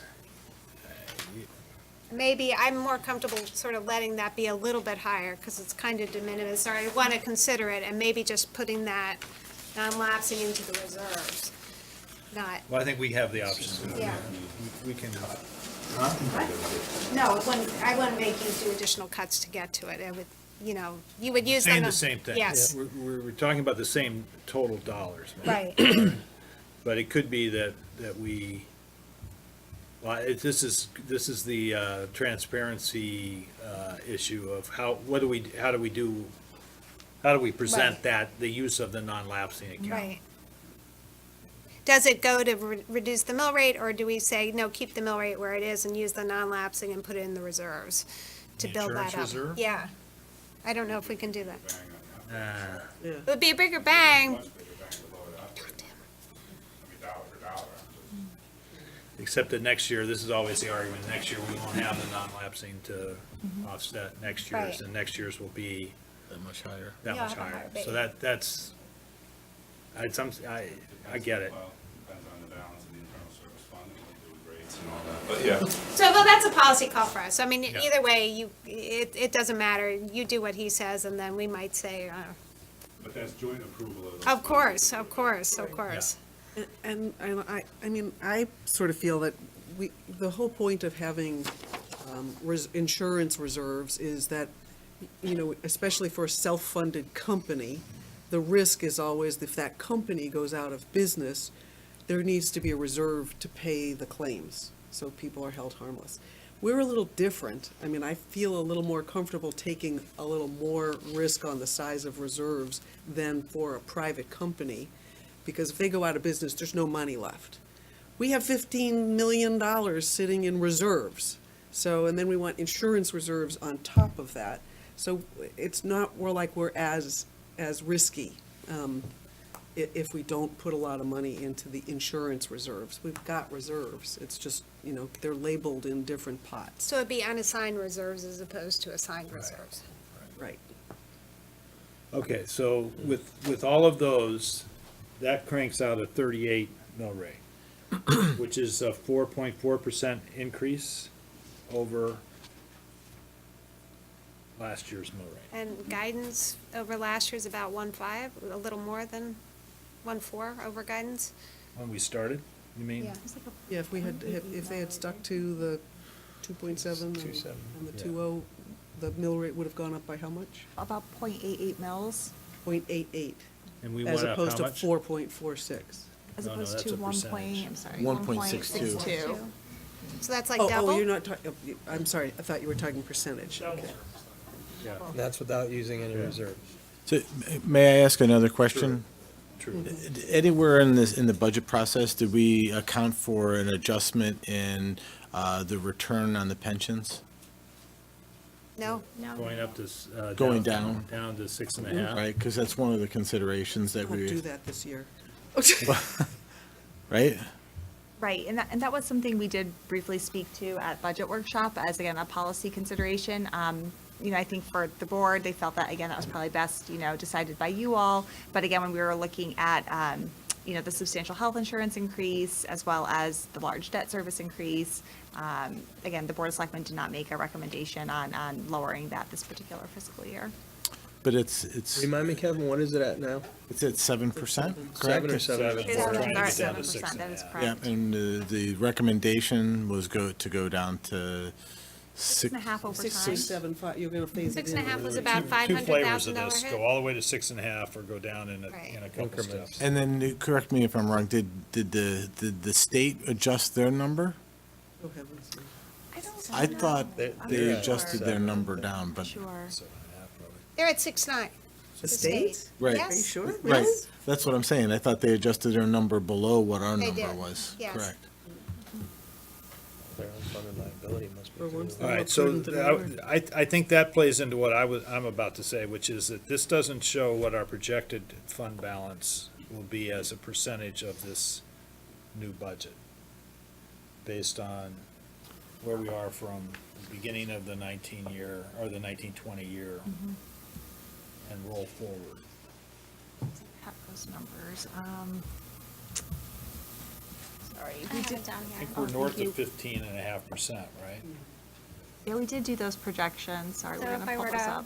you know, based on this updated information, this would be your fiscal year 20. Your unassigned fund balance would be at 14.5. That's based on the That's the that's proposed, 15 million. Proposed, yeah. the 14.5%. proposed 1920 budget. Right. And does that, what kind of surplus does that expect for the June 19 year budget? Fiscal year 19.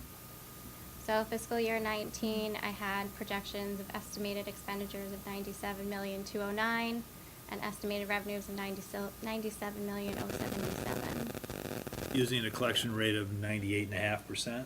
No, 99. Because we use because our actual collection rate is going to go into our revenue, so to speak. So that's so I included everything in the estimated revenues, because that's what we're actually going to take It's a more in. real number than what we used to use, is that what you're saying? For No, we budgeting, used to- We didn't set No. that number. For budgeting, we always use think she- 98.5. Right. But what's actually going to come into the fund is your mill rate of 99.5, your actual Right. collections. Correct. So my estimates are based on what's actually going to come in of 99.5. That's a change from what, The way we used to use the this. way we rules. used to use Yeah. it, right? Well, we would add in the $500,000. We'd add in the $500,000 of excess. It's not a Correct, change. but that's a change, Budgeting is the Right. same. right? It's a different No, way it's- it's a different worksheet than we Right. used before. So that's where I have a problem is if there's so many changes that are taking place and there's nothing that actually is outlining, we have to actually fish all these things out. That's not a change, though. We're still budgeting at the 98.5. We've always budgeted at 98.5, and we've always collected 99.5. So you're just using the 99.5 to project what the addition to the Fund general. What we're balance would be. actually going to collect. It's just a Yes. projection, And just we a used to do the projection. same thing, but we would, Show the we'd show the 98.5. Correct. And then the difference. So we'd have Which to is know what about the $1 mill million rate bucks, is. right? Right. It was 800 850, and something, around yeah. 850. 1%. Yeah, around $850,000. Below the 14 too. So that cushion is in this number, because it's an actual number. Right. Can you tell me what the assigned and committed is? If that's the right word, I can't read it. Yep. So that 14 grows to 16.6? How does that, what is that? So your unassigned is the money that you can use for whatever you want. Your assigned fund balance, out of this money, there was 1.5 million that was put aside way back when that you guys, Rob and I talked about, that you guys voted on to account for revenue that you expected to lose from the Hartford in 18, 19, and 20. Right. And then the remaining balance of that is, Thought we already I could spent that. swear that. we already used that. Yeah, we money. already used that. I thought so too, Okay. but it was still in there.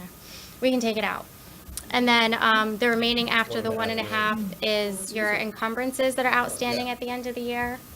And then your committed fund balance is the Board of Ed non-lapsing money. So, so before that year, what was our percentage for the general, the reserves? Before what year? I'm sorry, before we did that thing for the Hartford. Before we changed the, Yes. oh, I don't have it back that far, but I can tell you if you. I think it was somewhere in like the 13.5 to 14, if I remember correctly.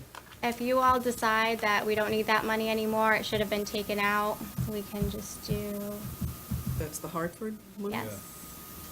Like, But it's there in was a- the in an account ECS. somewhere that you can see, because I could swear we already used it. In the audit, it's showing as still in there. I'm sure it's there. That's what I, So that's So- helpful. yeah, so it's We like, had it- so that puts us at 1620, Yeah, which that's is like way too a much. whole different feeling Yeah. than 14, even 99. So that gives us oh, some. we need, some I money. need clarity on that. Yeah. Is the assigned fund balance, does that include health too? Where- No. Where's the insurance service fund? The internal service fund, that's separate. Internal service fund, I keep calling, I never That's call it. okay. ISF. Yeah. That's not in the spreadsheet, but if you want to see it, I can bring it up. Is it part of the general, or is it? No, it's its not- own not fund, even it's its on own there. fund balance. Own separate fund. So it's like a special We don't revenue need- fund? So we shouldn't think about it. Right. Okay. So that's assigned, and then what was the committed? The committed is the Board of Ed's non-lapsing money. Oh, okay, okay. What is the assignment? The assigned was. So if you think about There's still- two things, one, Oh. the mill rate and using some of that number, so if we, let's just, while we're doing this, let's just, for argument's sake, say we wanted that, where it says 1620, we wanted that to be 15. Can I'm guessing it's $1.5 million, because that's what we added back in. Well, what is the So- mill rate without the? Well, that's assigned? where I'm going, that's where I'm Yeah. going. So So you go want me back to- to the mill rate worksheet and put $1.5 million in appropriation of fund balance to the operating budget. So now the mill rate drops back down Oh, to sorry. 337.42, up 100. Creates And an that's- issue for next year, though, because you won't have that next year. We say this every year. Yeah. Someday we should have, Well, if there's one-time things, then that's where it should be spent, maybe for, If for we're like collecting 99 cash for and a half, capital that's or something. 1%, that's $1 million. you can tax it, you can tax for it and take the money from the taxpayers, or you can, and have it in the fund balance, or you can not tax the taxpayers and have the fund balance be where you want it to be. That's all that really matters to Yep, me. I That's the agree, way I I agree. think about Yep. it. But the next year, what does that mean? That means the next year, if we continue to have the kind of operating performance we have, we will be able to do that again. We're basically using the $1 million that we under budgeted No, from that, the No, 98. that was the money we set aside, she's saying, For the Hart- for the Hartford. What, I'm sorry, I am mixing, but I'm saying that the fund balance as a percentage went up from June of 18 to June of 19, because we budgeted for 98.5 and we collected at 99.5. And that's been happening every year. Yes. And that $1 million is what we're using here to not tax people this time. We're reinvesting our profit, if you will. We're not a profit. Okay, you but that's said- not what you did. No. Yeah, they used the 1.5 million that, It does, I know what that you're was a saying. It's reallocation still- of the it's still general $1 million fund, but the bucks, yeah. general fund, we could have reclassified at 18 also. Now I'm really confusing. I you. think don't Lisa's mean to say saying that. like Yeah. you're not putting the 850,000 allocation here. You're using 1.5 million. Let me say it a different way. If you say, well, then we have a problem next year. But this year, we will have taxed the taxpayers for $1 million that we didn't really need to spend. That we didn't need to tax them for. Didn't need to tax them for. The expenses, you're right, it's not a reduction in expenses. Expenses are what the expenses are, and they will go up next year, guaranteed. And then we'll have a revenue gap. so a big mill rate Your increase point the is next that year. what- That's the question. Yeah. Our assumption is 98.5% Do collection. one thing for me, Amy, if you can. I don't know if this spreadsheet will do this.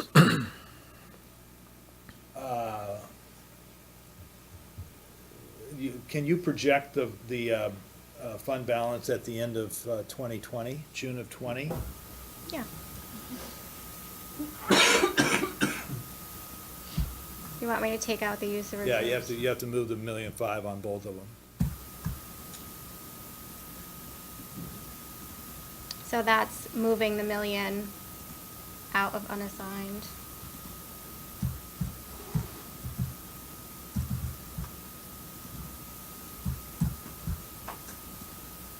So what would the remaining 467 be? The remaining 467 is the outstanding encumbrances at the end of the year. So those are purchase orders, so basically expenditures that we've incurred, but we haven't actually paid the bill yet. Okay, okay. Yeah, just appropriate. Yeah. So now our budget, so our projected fund balance at the end of at June of 20 is 17.5% on a $101 million budget, about 117, be closer to 17%. 16. So we can keep building the reserve. Huh? Where are you getting 17? She hasn't done the math. Do the percentage of 17,450 against the budget. I can, Oh, I see but what that you're saying. includes your Okay. assigned and your Oh, committed, you're which saying you it's can't. still 16. Yeah, Okay. it's 16 for your unassigned. So it's the same percentage it was at the beginning of the year? It's still assuming the same Did collection. you assume the 98.5% collection rate? Nope, 99. No, Huh? it's 99. nope, 99. I added 850,000. Right, Where is that? It's included in my estimated revenues. right. Oh, my But goodness. 16.4 is still plenty healthy. I mean, What's that? it's more I'm than sorry. our policy tells us to have, so. Yeah. Can you go back to that note in that cell and explain the note on the 850? Yeah, so the 850,000 is just the estimated contribution to fund balance if we are budgeting at 98.5 collection rate, but actually collecting at 99.5. Oh, okay. There's another policy So question, which basically, is, you know, it's if we're gonna present it and analyze it this way, why are we doing it? Why are we budgeting at 98.5 Right, and and then, collecting at 90? That is probably a question you're asking, the same thing. Well, historically, it was always, you know, and we did raise, you know, we raised it once. It was 98, and we Or put even it up to lower, right. 98.5.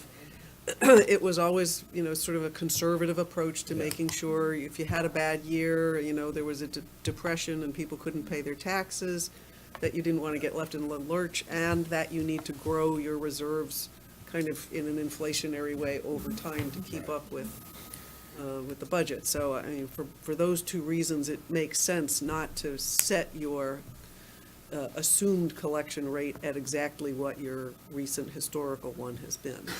it was set by us to be 98.5. Yes. And that's the way it should, that's the way it should remain. Yeah. And then if we decide to spend, we can spend. Right. Yeah. Correct. Amy, can you, I'm not entirely sure I understand what we're doing with the 1.5 million. Where was it and where is it now? So it just changed buckets. It was in assigned and now it's in unassigned. So, and in doing that, how does that impact the mill rate? It doesn't. So Unless what we is, spend it. so what is it? It's No, just no, in no, reserves. let's back up. She's right. We just moved it out of assigned into unassigned, all right? The second step was, I had suggested we use that $1.5 million to offset when we set the mill rate, not as a reduction, go Yeah, back to yeah. go back to where that goes, Amy.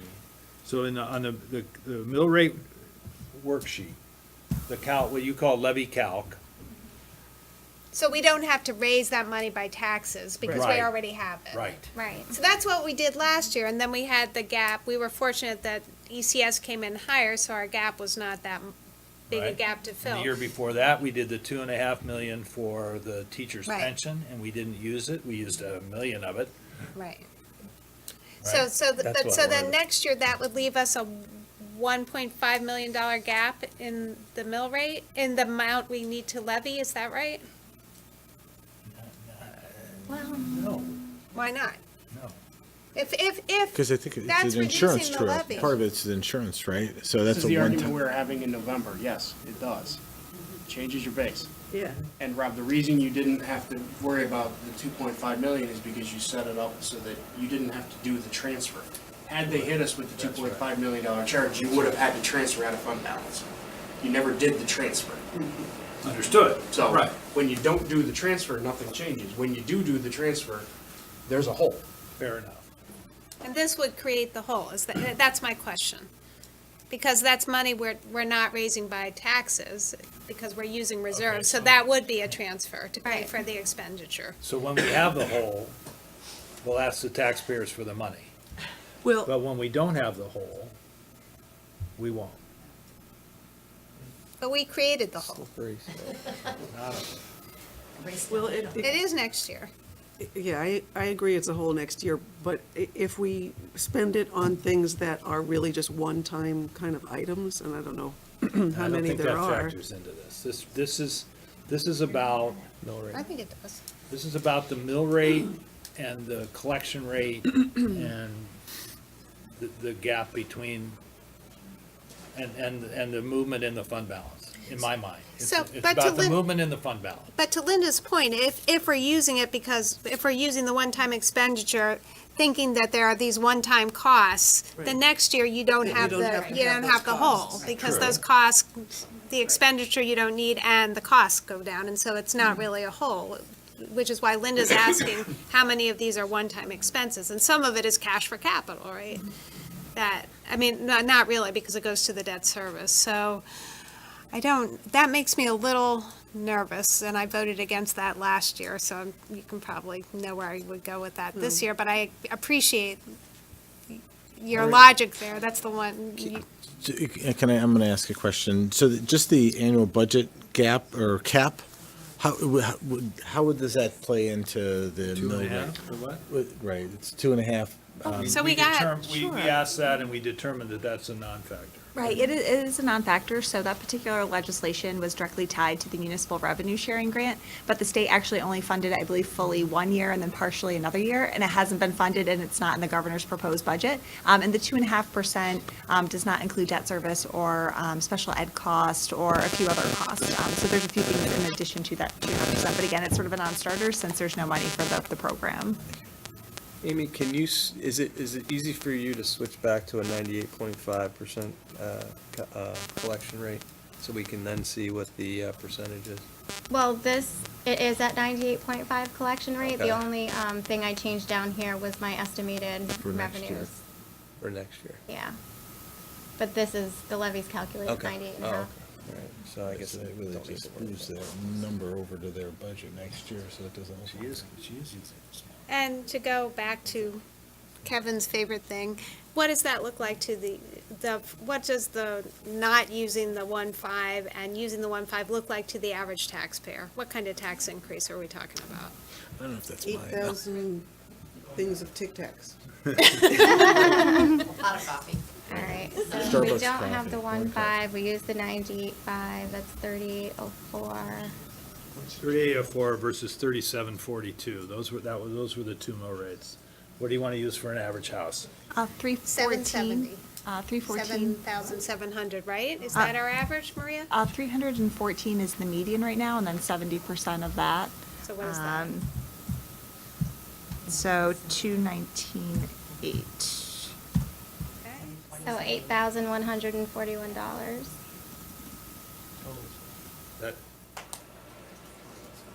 That's the 38? That's What's the 38. 3757? Above it, what's the number above it?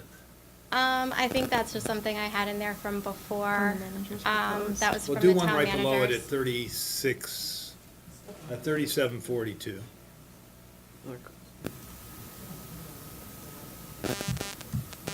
Yes. Yeah, keep going. So it's $133. Is that right? Yeah. Divided by 12 is $10 a month, which is 35 cents. Don't start talking like that. So, but wait, is that if we do nothing and it's the 4.8% increase? That's the 4.75% increase. So it's it's $10 a month? Well, let's go back to what the mill rate is today, 3642. Ah, that's what I wanted to know. Right, Thank you. sure. So now you're going up What is the increase? 200 and 300, quick, do the math. 8141 minus 7794, 7794. Oh.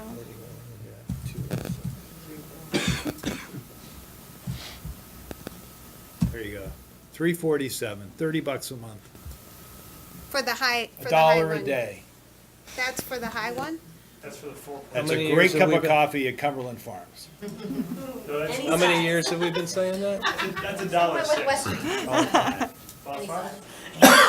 Every day.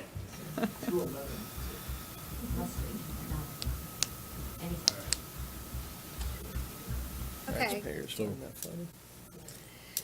So, I mean, and what percent increase is that? Because we know COLA is what, 2.7?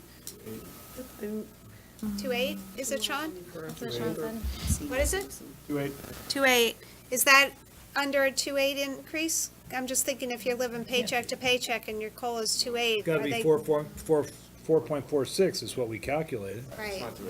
So that's more than what people are paying in COLA. So if you're living paycheck to paycheck on a fixed income, you're gonna have to dip into your pocket to pay these taxes. That's my only concern. Yeah, I don't know if Well, it's 2.8 either. okay. Yeah. My I can concern see is we that end up number. the year with over 16% of fund balance, and that's above our target. Right, I agree with that, too. That's a concern for me. If it's, then, yeah. I I was don't have a happy to problem with move it using to some of that. 15 without question, and below that, maybe, I don't know. I mean, I would say if you're concerned about that, let's take some of the reserves and put it in the healthcare, reserve fund, and suddenly we've taken care of that problem, and it should reduce. Well, There's a we difference also, between putting it in the reserves, in the ISF reserves versus what the premium is, Mm. that's. Correct, putting it in the reserves We have to and shore pay, that we up. have to pay the premium we should pay. agree. And then we should put the reserves in, and we can get that, So then it's at the I'm open to fourteen that. percent, Let- right? let's- So it's at 14%, we take it out of reserves and to add enough reserves to the insurance. We're gonna be at 16. If you wanna go down to 15, you could put $1 million Right. into the insurance. Well, we could do it to or multiple, well, Internal service fund. It's its actual name. and if we're gonna then, play the daily cost game, then let's talk about what the actual numbers are on the insurance premium increase Yeah. on a dollar basis, which we asked for the average, oh, right. for the average employee. Do we have that She number yet? gave us that. Yeah, it's actually, I Who did she made give a it to? copy, it's at your She place. he emailed it to us, I think. At I don't think I 5 saw o'clock it. Is that this? It was a couple days ago, she emailed it to us. Friday, we emailed it out.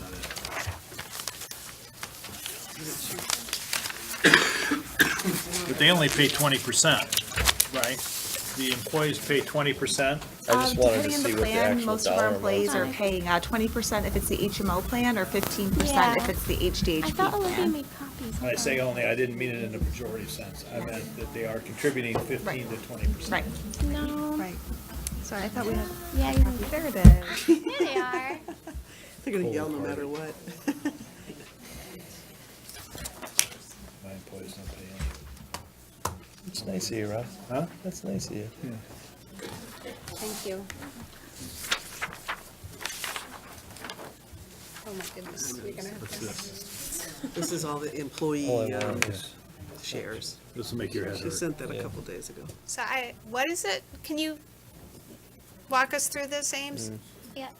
So, if you look under the left side, under where it says sample at current rate, Yeah, so this is your HMO at the current rate. So if you take your 18, 19 rates for employee plus one, and then family, that's the current breakout where the employee is set at 20% and then the employer is set at 80%. So then if you go one down to the 10.44% increase, this gives your breakout between employee and employer for the HMO. What's the difference? Again, based on the 20% for the employee share and the 80% for the employer share. And then the last box down is your sample at the 14.48. so here, look at the total here on the right-hand column of the top rack, and then that's that number there, and then the increase is from 796 to 879, it's 10.44%. So, but what is the increase year to year? I guess we're No, going back so to it's, that. it's a monthly, so if you're looking at, let's take a family today, Mhm. Employee share 493. 493, right? The 545. And it goes to what, 545? There's in here to say So 545. that's, and that's a month, so that's $50 a month, Okay. $600 a year. 60. $600 a year. It's more than I was hoping. And then on the 14, we're talking another $20 a month, So that's 80 a month? 70 to 80. The difference between the 10.4 and the 14.48 is the $20 for a family. Right, but we're A month. starting here, going to there, going to Yeah. there. Yeah, so it's, And then we're saying, okay, I guess About 850. not doing is offsetting it with any reserves. Does the premium number come down if we infuse the reserves? No. No. So this would be with, again, the mid-range of expected claims scenario. And we couldn't change the, well, you can argue that we've been Maybe. undercharging, that we've been All right. under, okay. they've been underpaying the premium for a number of years. If in fact we believe the premiums are not keeping the fund solvent. which they are. So the question is, I mean, you've asked What is Matt the to question? come in at budget at 2.0. Board of Selectmen is at 4.6. Yeah, I think we have to 4.75. ask them to come down too. Yeah, I just, in terms of fairness, I know a 4.6 on a tiny budget is, what number is, what dollar number is that? That's why we, I thought we were 475. 475. Yeah. 75. So what dollar number is that? Yeah, Matt's number is 200. What is your number at? To get to the 272, the difference, Yeah. it was over 400. Just give us 1 second, we'll pull that up. so realistically, they're gonna come in 25 basis points. So if you're gonna go with the So they should be- 14.4 in both budgets for the health insurance assumption, it's now 505,000. That's the gap between the The 475 and guidance the guidance. yeah. It's right after the levy calculation worksheet. So I would say, You have to what? We have to cut a half mil if we assume 14% on the Yeah. increase on the healthcare coverage. right. If we're made to account for that. If we're not made to find that, then the number's different. Yeah. So if we, I gotta be careful here. If we fund $500,000 out of reserves for the insurance, we could sensitize this, whether it's 500 or $1 million, and change the guidance to 3%, which would be fairly consistent with what I think the increase will be to the Board of Ed equally, so 25 bips, call it, so to 3%, and take, sorry, I'm not being clear, but 500 from the reserves to the insurance fund, and then target of 3% on the For Board the of premium, Selectmen. you Yeah. want it for the Premium? 500,000 for the expense, for the reserves- insurance, for not the into the reserves or for the reserve. premium? Putting money Yeah. into the reserves doesn't help the No, it operating. doesn't, Right. yeah. Right. Well, we could do 500 into the premiums, 500 into the reserve. I would say, I need you guys to look at bonding pavement management. I know Oh, yeah. nobody wants to do it, but there is So some what does saving. that do? But Yeah. where are you gonna bond it? Yeah, we're not gonna search that. You're gonna We've been bond over it this over year, and then you're gonna, and I would say to this board, we've gotta raise the debt service line to 7. If this board is okay with that, say, we'll give you a 7% guidance on debt service, bond, pavement management, reduce your numbers, I guess, 300 to 400,000 in capital, which I think you can do without cutting projects if we raise the debt service the next year, not this year, you don't get it this year, but next year. But that only changes our capital expenditure. That does nothing for the 475 on the. Yes, it operating. does, because that's enough, because that changes the mill rate.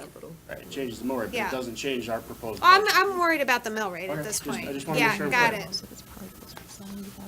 Because those all cuts are, I mean, that's one way to do it.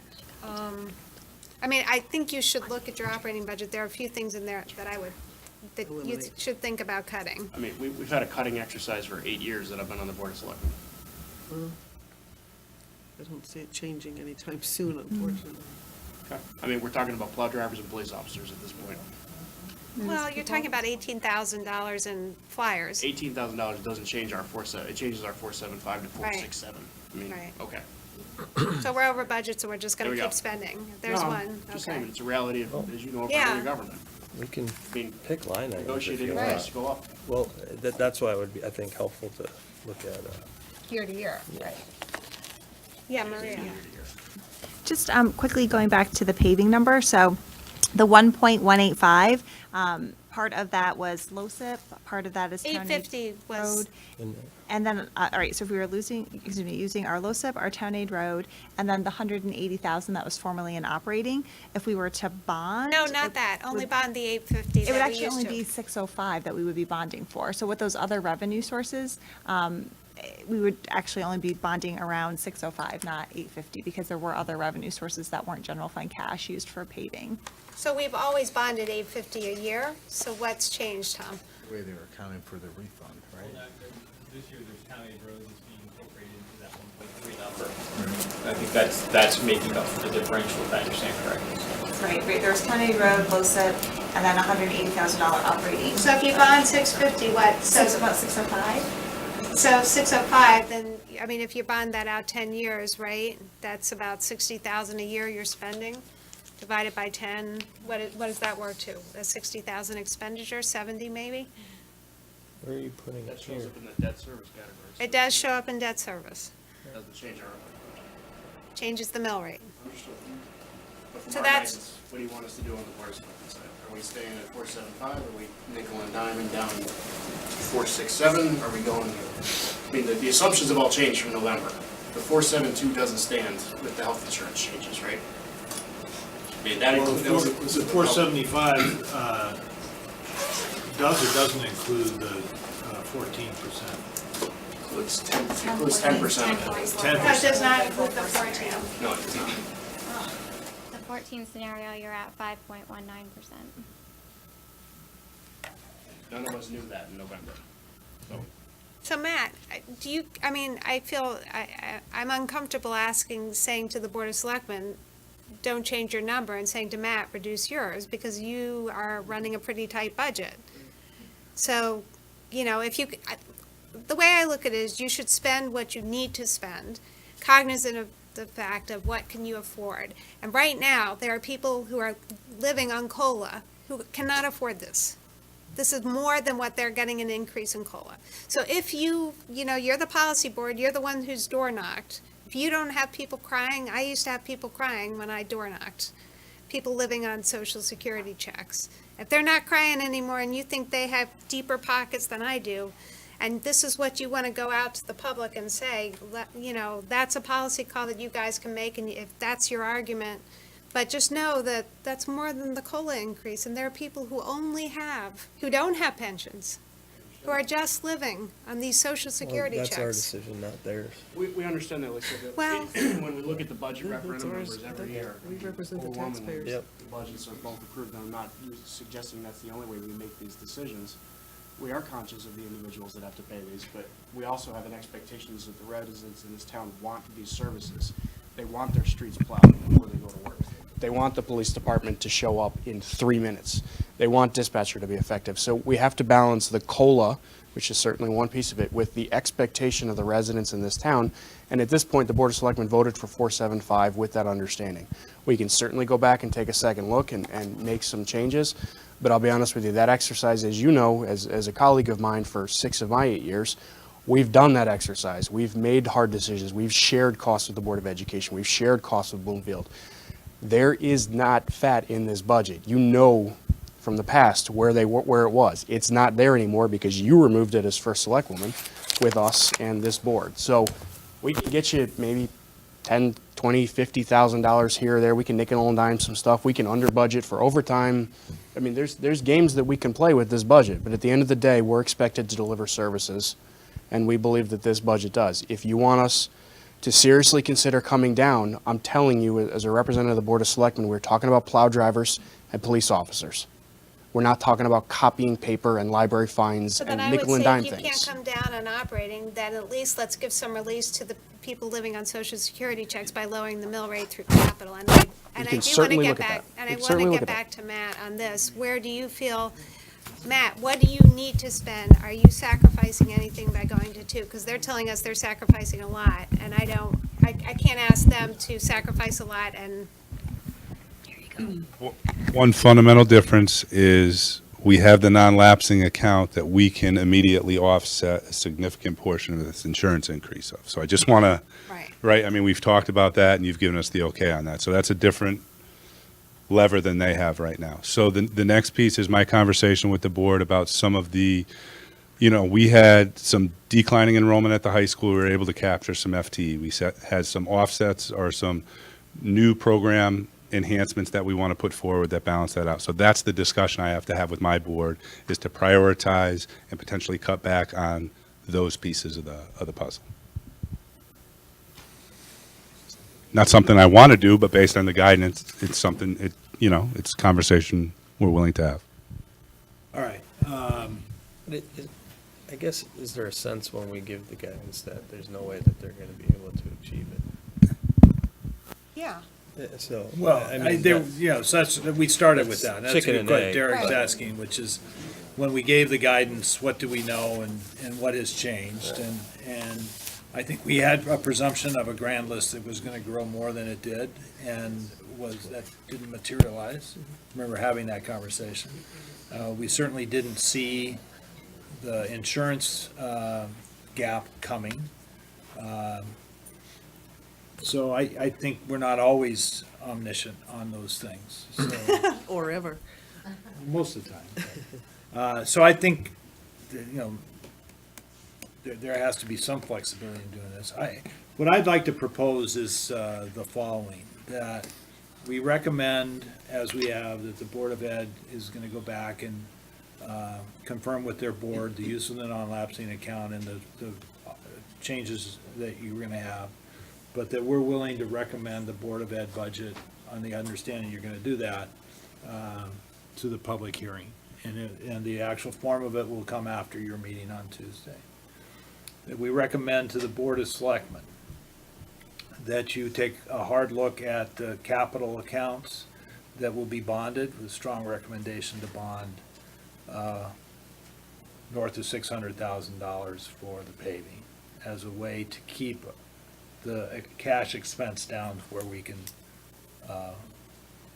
help with the mill rate. And that you get that budget approved at your next meeting Monday night. We would ask you to take a hard look at anywhere where you think you might save even $50,000. That was exactly what we asked the Board of Ed. Or 18. Huh? Or 18,000. Anywhere, all right? Which was Lisa's request. All right, and then, Look for nickels. same thing, we will recommend that budget as finalized on Monday and Tuesday to a public hearing.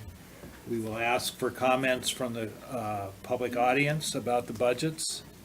So we can't do that, right? What's that? You need to see the budget again before you Yes. advance it to public hearing. We can't just make our own changes and approve it ourselves and move it on to Right. public hearing. I'm sorry. You need to affirmatively move a budget, both of our budgets onto public hearing. So we have to can't have make a our own meeting after they changes. do that?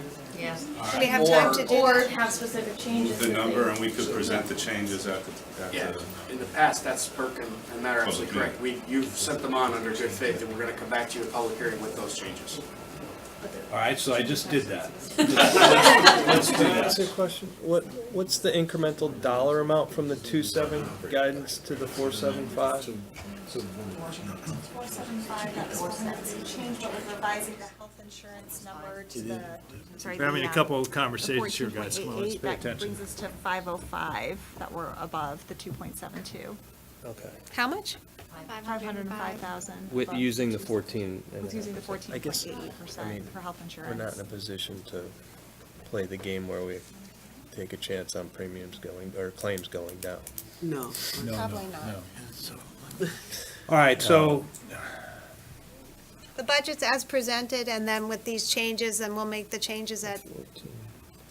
Yeah, I mean, from a process standpoint, as we've done in the past, we recommend you send these budgets on.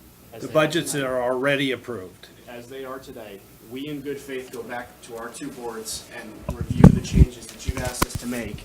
And then at the public hearing, we make those recommendations to you, and you incorporate those changes in the final budget. the only thing I would say, maybe, just because I'm worried about, just incorporate the 14%, the higher number, so that I think you can do we're that not tonight. increasing it.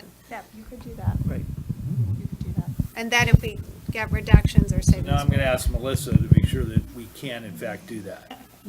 Yes. Not to put you on the We spot, are but either going to send these budgets, as you've seen them, to public hearing and having the interim discussions that can be presented to you that night. Or you can say tonight, we want you to, the budgets to go to public hearing will have the 14 point whatever on both sides. Yes. Oh, I So think you'll we see did those say that. budgets with that one change. okay, so so that's exactly what we wanna do. We wanna incorporate in the already approved budgets, the change to 14, whatever it is. The 14 worst case scenario. 2.88 for both budgets. For Yeah. both budgets. We've given you further guidance to talk about at your meeting, but the budgets that we're gonna recommend to the public hearing are those budgets with that one change each, all right? passing them along to the public hearing, not Right. recommending them. Right, well, we're not recommending them, we're sending them to We're putting ourselves in a position where we're gonna be in a All right. tight spot to approve a budget. Okay. And Maria, you said you got new numbers from the health advisor, but you still expect the recommendation from you to be at the 14%, right? It'll probably Yeah, be so, higher than right. that. So one of the changes that we implemented with our new health insurance consultants is we do receive analysis on a monthly basis, so we're always going to be staying on top of it. February was a little more favorable than expected, but again, we don't expect that having that new month of claims data that we just got on Friday, that it's going to substantially change the numbers that we So we presented still to you. think option 4 is still your recommendation? At this point, right. We're going to take a look at the February claims data that we got in on Friday, see if that might slightly change the percentage, maybe a little bit downwards, but again, it's just essentially having one more month. of I claims just want to data. make sure that the 14% is the right number that we should put in, and you agree with that? Yeah, it's the Okay. best information we have available Okay. at this time. Okay, do we need a motion for all of that? Somebody, Yes. Do we have the numbers? Can we put those numbers in so that we can do the motions?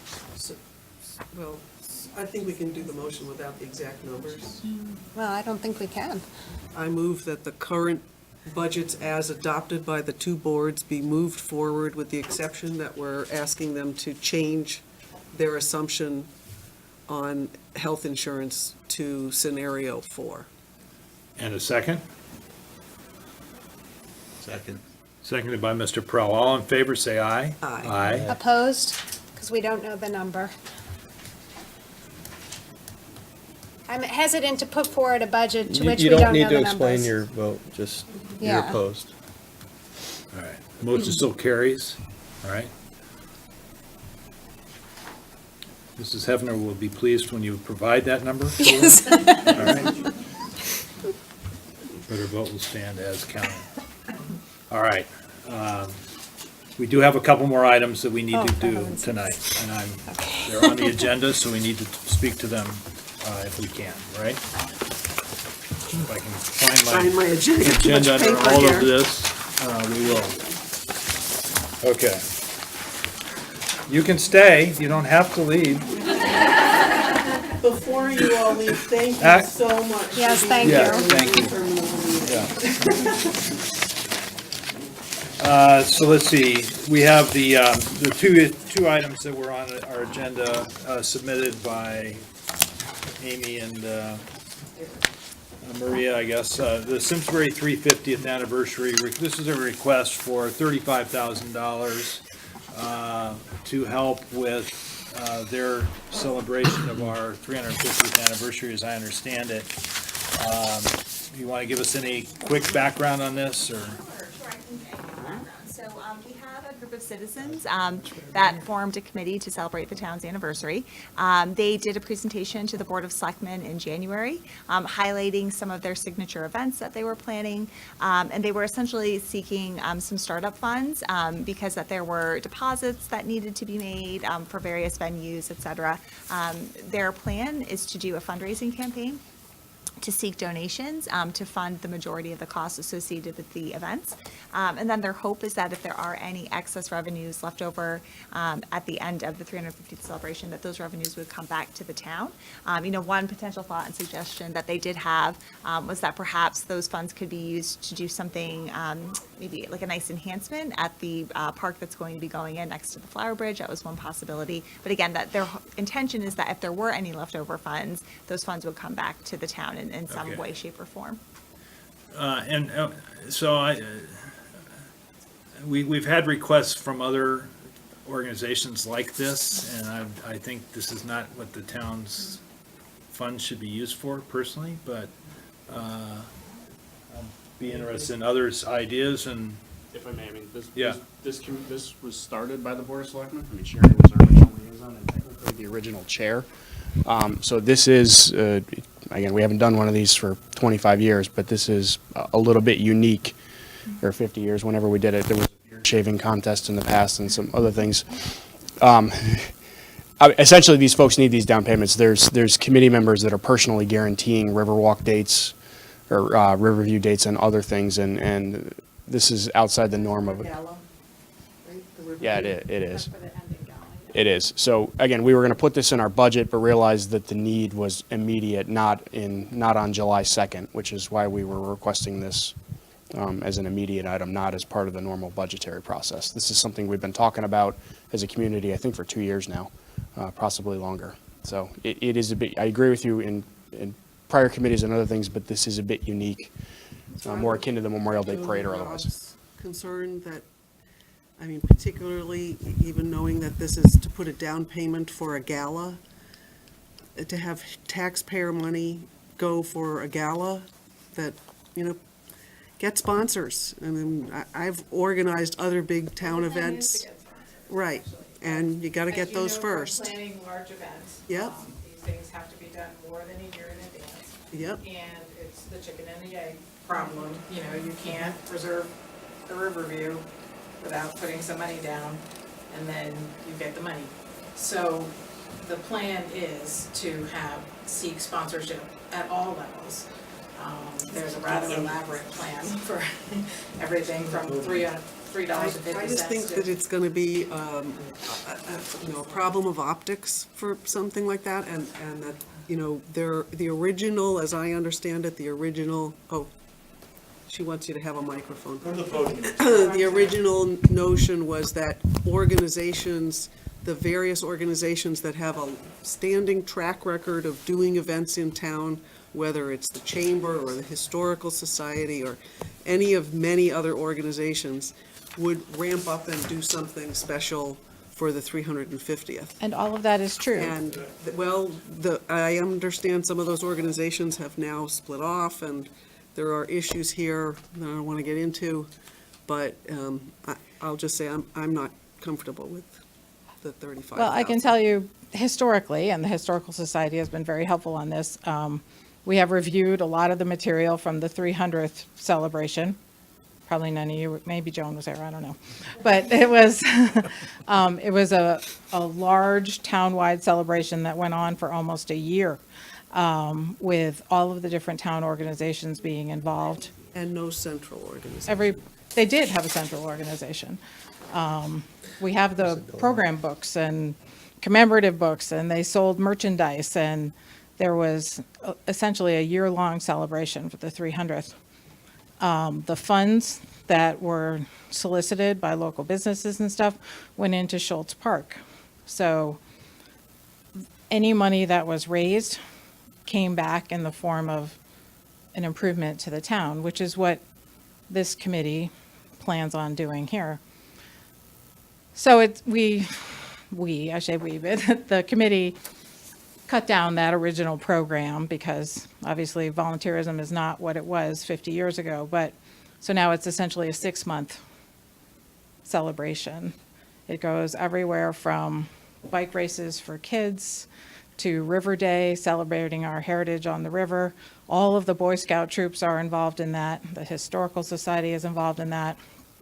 There's a country fair to bring in local agriculture, farmers, you know, to highlight that aspect of Simsbury's history. And then there's the gala at the end. So, and in between all of those events are ancillary events. Like there's a woman who's already written a play for our town. I think it's called Our Town, but so the play is already written. The theater groups are already working on it. So there is space needs for that. There's needs for, you know, we're going to have to sell advertising, print programs. They understand all that. This is just to get that ball rolling. Where do you want this money from? Fiscal year 18-19 budget. From where? From the, What line item? no, from the current year. From the current year. Yes, from what line item? We don't traditionally identify line items. We're asking for this. To come out of reserves or something. To come out of reserves? It would have to be a supplemental appropriation, yes. Out of reserves, not out of savings that you're finding in your current operating budget? We could certainly look for that, but at this point, we don't know what our operating budget is, and we wouldn't be doing it until the cleanup in the summertime. So if you'd like to have us remind ourselves of that at the end, certainly. Did I hear you say that any, like, that we'd be paid back in some way? Yes. Okay, so it's not really, yeah. Well, that is the plan. Clear, we wouldn't be paid back to the 35,000. No, I Right, understand. this isn't like a cash Yeah, payment, this would be allocated to- improvements Yeah. to, Wait a minute. Right. If that's what the Board of Selectmen does. Board of Selectmen does, if you guys want the improvement, budget for it. We shouldn't give it away to someone and let them decide what improvements to make. That's kind of, no, I'm just saying that, It's an example. as an example, if we say we have, sponsors for, a certain event, and that after all of the expenses for that event are covered and there's money left over, it should come back to the general fund. And then the Board of Selectmen can decide what to do with it, right? It's not our money to come back. Well, you could do it as a condition of the loan. It's essentially, that's where I was going, it's essentially Yeah. a loan. if you want to call it a loan. But Would you move forward with that concept then? And what's the? We got our what's arms the wrapped collateral? around what the upfront cost would be needed to secure the. Is there a budget for this $35,000? I would say it's spread out over different events, so, as I I said, just, I'm the you know, Board of Selectmen I- liaison to the 350th committee, Not, so not I'm to telling open the you. wounds, but I just know how hard we fought or thought about the money for the Volunteer Ambulance Association and, other there are many charitable, other there's a lot of people with organizations. their, that would come and, help us ask us to help them help the town and, it's just, it's hard on, and for me, I picked this up this afternoon, packet on Friday. I'm not up to speed at all about it. But I'm uncomfortable with the authority that they are operating under and raising money under and accountability and responsibility and budgeting and all the rest of that. And I'm not pointing fingers at anybody. I'm just saying that this seems sort of like a blank check, Yep. $35,000 that we don't do for other organizations well-established. This is a new organization, right? Well, and it's a one-time thing. This Yeah. is something that goes away at the end of 2020. Main Street Partnership is the financial sponsor here, so they are going to be holding the funds. Which means recipient, the financial recipient.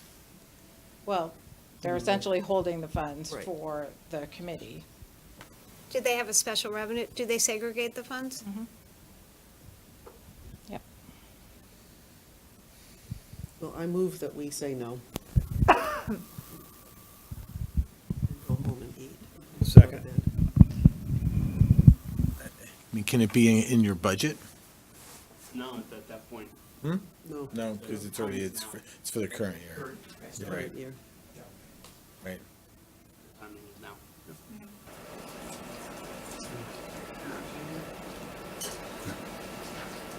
I can't support this right now. I'm not saying I'm not willing to look at it. Another thing, you haven't identified any areas of savings within your current budget. You're asking for an appropriation from the general fund. We just watched a budget presentation, which is shocking. I'm not saying that it's anyone's fault, but these are shocking numbers. And to do that, with that, not to say I would be willing to look at it again later if you identify savings in your current year's budget that you don't need to use, or I would like to see the budget that they are actually proposed. I watched the presentation to you, and they said they were asking for 35,000 because it's the 350th, so it didn't seem tied to a budget number. It may be, but I'd want to know what that is. So I think we would need more details before I could support something like this, and I'd want to know exactly where in your current budget savings. I'm not in favor of going into reserves to do this, but if you can find savings, and if you know what your savings are going to be at this early, I would certainly consider it, and I might consider it at a later time as well. But I can't, after what we just watched, my heart, but it doesn't mean that I won't consider it later if you can identify savings in your current budget. Parks and Rec or social services or something. I don't. I'm not okay. It's not there, right? Well, without any It's not there. without any breakdown of the numbers, 35,000 is arbitrary to me, so I can't support it either without more. Information, All right, doesn't we've had a motion, and I think, Lisa, you seconded the motion? No, to- I did not. Oh, does anyone second the motion to I She made the proposed motion. the motion.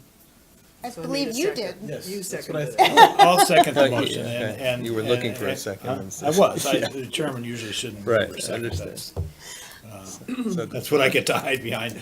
But in this case, it's been moved and seconded, and so all in favor of denying the request, say aye. Aye. Opposed? Hearing none. So that's that. So the next item is the shared services study. And again, this is an item where you would like to, just explain it to me. I have it, but it'd be better if you did. So the Board of Selectmen spoke a bit about shared services at the budget workshop, as well as budget adoption evening. And again, had an interest in looking at potential shared services with the Board of Education and having a study that would do that for us. Again, I think it was a pretty high-level discussion. And their thought is that they felt so strongly that it's something that we should all take a look at, that they wanted to make a recommendation to you all that we engage in a study that would be, again, collaborative with the Board of Ed, Board of Finance. Just in terms of dollars, if we were to proceed with something like that, I think at this point, what would probably be very helpful would be for myself and the superintendent to, again, kind of go back, work with our respective boards, and prepare a bit of a scope in terms of what specific service areas would be most helpful to look at. I mean, there really could be any number of them. Perhaps it's IT, HR, financial services, grounds maintenance, facilities. These are just some of the different, models we've seen throughout the state. But again, maybe perhaps come back with a scope, a time frame. I know when we've talked about this in the past, we've thought maybe at best we could really focus on one service area at a time. Just from our experience with similar type studies, we think that if we were to proceed in this manner, ultimately we would probably need about $25,000 plus or minus per service area. But again, I think once we, came up, find kind of a time frame, scope, we could get a more firm number. So again, if we were to proceed with looking at one or two service areas initially, we're probably looking at about a $25,000 to $50,000 range. Again, more service areas, the cost is going to increase. And again, I think it was just more of a conversation that the Board of Selectmen was having around just a general interest, that they felt really strongly that this is just an area that we should look at. But they hadn't had an opportunity to have any sort of extensive conversations with the Board of Ed yet at this point. Was there anything? So I would encourage you to have those conversations, come back with a detailed proposal with a budget, and we'll consider it. Talking to Linda today, she reminded me of the spend to save Yeah, policy. we did have. actually adopt a few years, predates you, we adopted a spend-to-save policy for the Board of Selectmen, somewhat similar to the non-lapsing account for the Board of Ed, but it's never been funded. I mean, the notion was that, so it's there in policy, it's never been used, but if at the end of the year, there's unspent money that can go into that fund, and that can be the source of funding for I love the idea of you looking at how you can share services. I think that's something we absolutely should be doing. We encourage It that. just need to Yes. find a funding source. So that might be a good vehicle for you to work with. So I have one more piece of business before we go. So that, we're not taking any action on that. You guys have what to do. All right. Thanks to Sean, he reminded me that we, Melissa.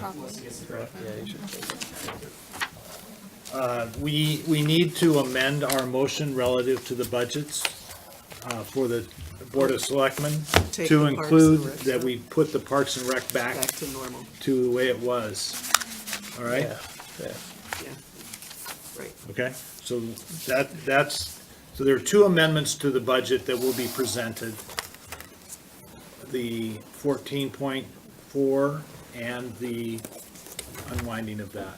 Procedurally, you just need a motion to reconsider, I Yep, believe. yep. Motion to reconsider? So I moved that we reconsider and amend the motion. All in favor of reconsidering? Wait, do we have the actual numbers so that I can vote in Oh, yeah. favor of it of the 14%? Not separated back out. If it was just putting all of it into the special revenue fund, yes, we have that number. We have it all going to the general fund. No, that one, because that doesn't change numbers. I'm talking about the insurance. Do you have the insurance numbers? Oh, we have the yeah, we have insurance the insurance numbers. So can we just take 2 seconds and we then I can. can vote for We it? can. Thank you. No basketball on tonight. The 16, the playing game, yeah. Is there? It's in Dayton. 16, Tomorrow. 16. Huh? Oh, was there a playing game today? Yeah, it's in Dayton. A what game? Playing game. Play-in game? What's Play it? in. Play-in game. There's people. You got that your are- bracket all filled out? Maria, the Simsbury Farm stuff is expenditure neutral, right? It's the same expenditures. Yes. So that's why I'm okay with that. So this is the number. So can you say what the number is out loud so that we can? Well, again, this number is without the Park and Rec Fund untangled from the general fund budget. No, yeah. Know that, we know Okay. that. Yeah. So $23,881,616 for the town. And then the operating for the school at their old number is $71,851,648. Debt service at $5,227,284. And then capital and operating transfers of $2,502,800. Total of $103,463,348. Okay. We are moving those budgets to the public hearing. Full stop. With With- with the changes. It's separating out. Yeah. With the what's that? changes. Yeah, that includes everything. Of And increasing the health insurance premium. And those numbers include increasing the healthcare premiums To to get to those numbers. 14.88, right. But you're saying that Let's get the non-public budget, right? Yes, it has everything. I mean, our public Well- hearing notices break that out historically, but yeah, total dollars, I'm sure. we don't even talk about those at the public hearing, Because, do we? no, because it's always, it's a mandated number, and it's always the same number.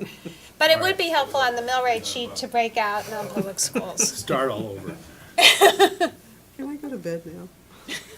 We are recommending the town operating budget at $23,881,616, and the school operating budget at $71,851,648, with the additional proviso that the, pull out the Parks and Rec, the Simsbury Farm Special Revenue Fund. And what's unclear to me is what happens to the non-lapsing account in that number. Is that is the non-lapse? I'm talking about non-public budget, nothing. Don't worry about that. Yeah, okay, all right, yep. All right? Not approving, we're just moving to public So I have a hearing. motion for that? We're just moving to public hearing, correct? Yes. Yes. Yes, just the public hearing. We're not recommending or not, we're advancing these budgets to the public hearing. So we can hear from the. I need a motion. So moved. Second. Second, all in favor, say aye. Aye. Thank you. All right, and then we need one more motion. So moved. To Second. adjourn. All in favor, say aye. And thank you guys Thanks, everybody. tremendously. You did a great Yes, thank you. persistence.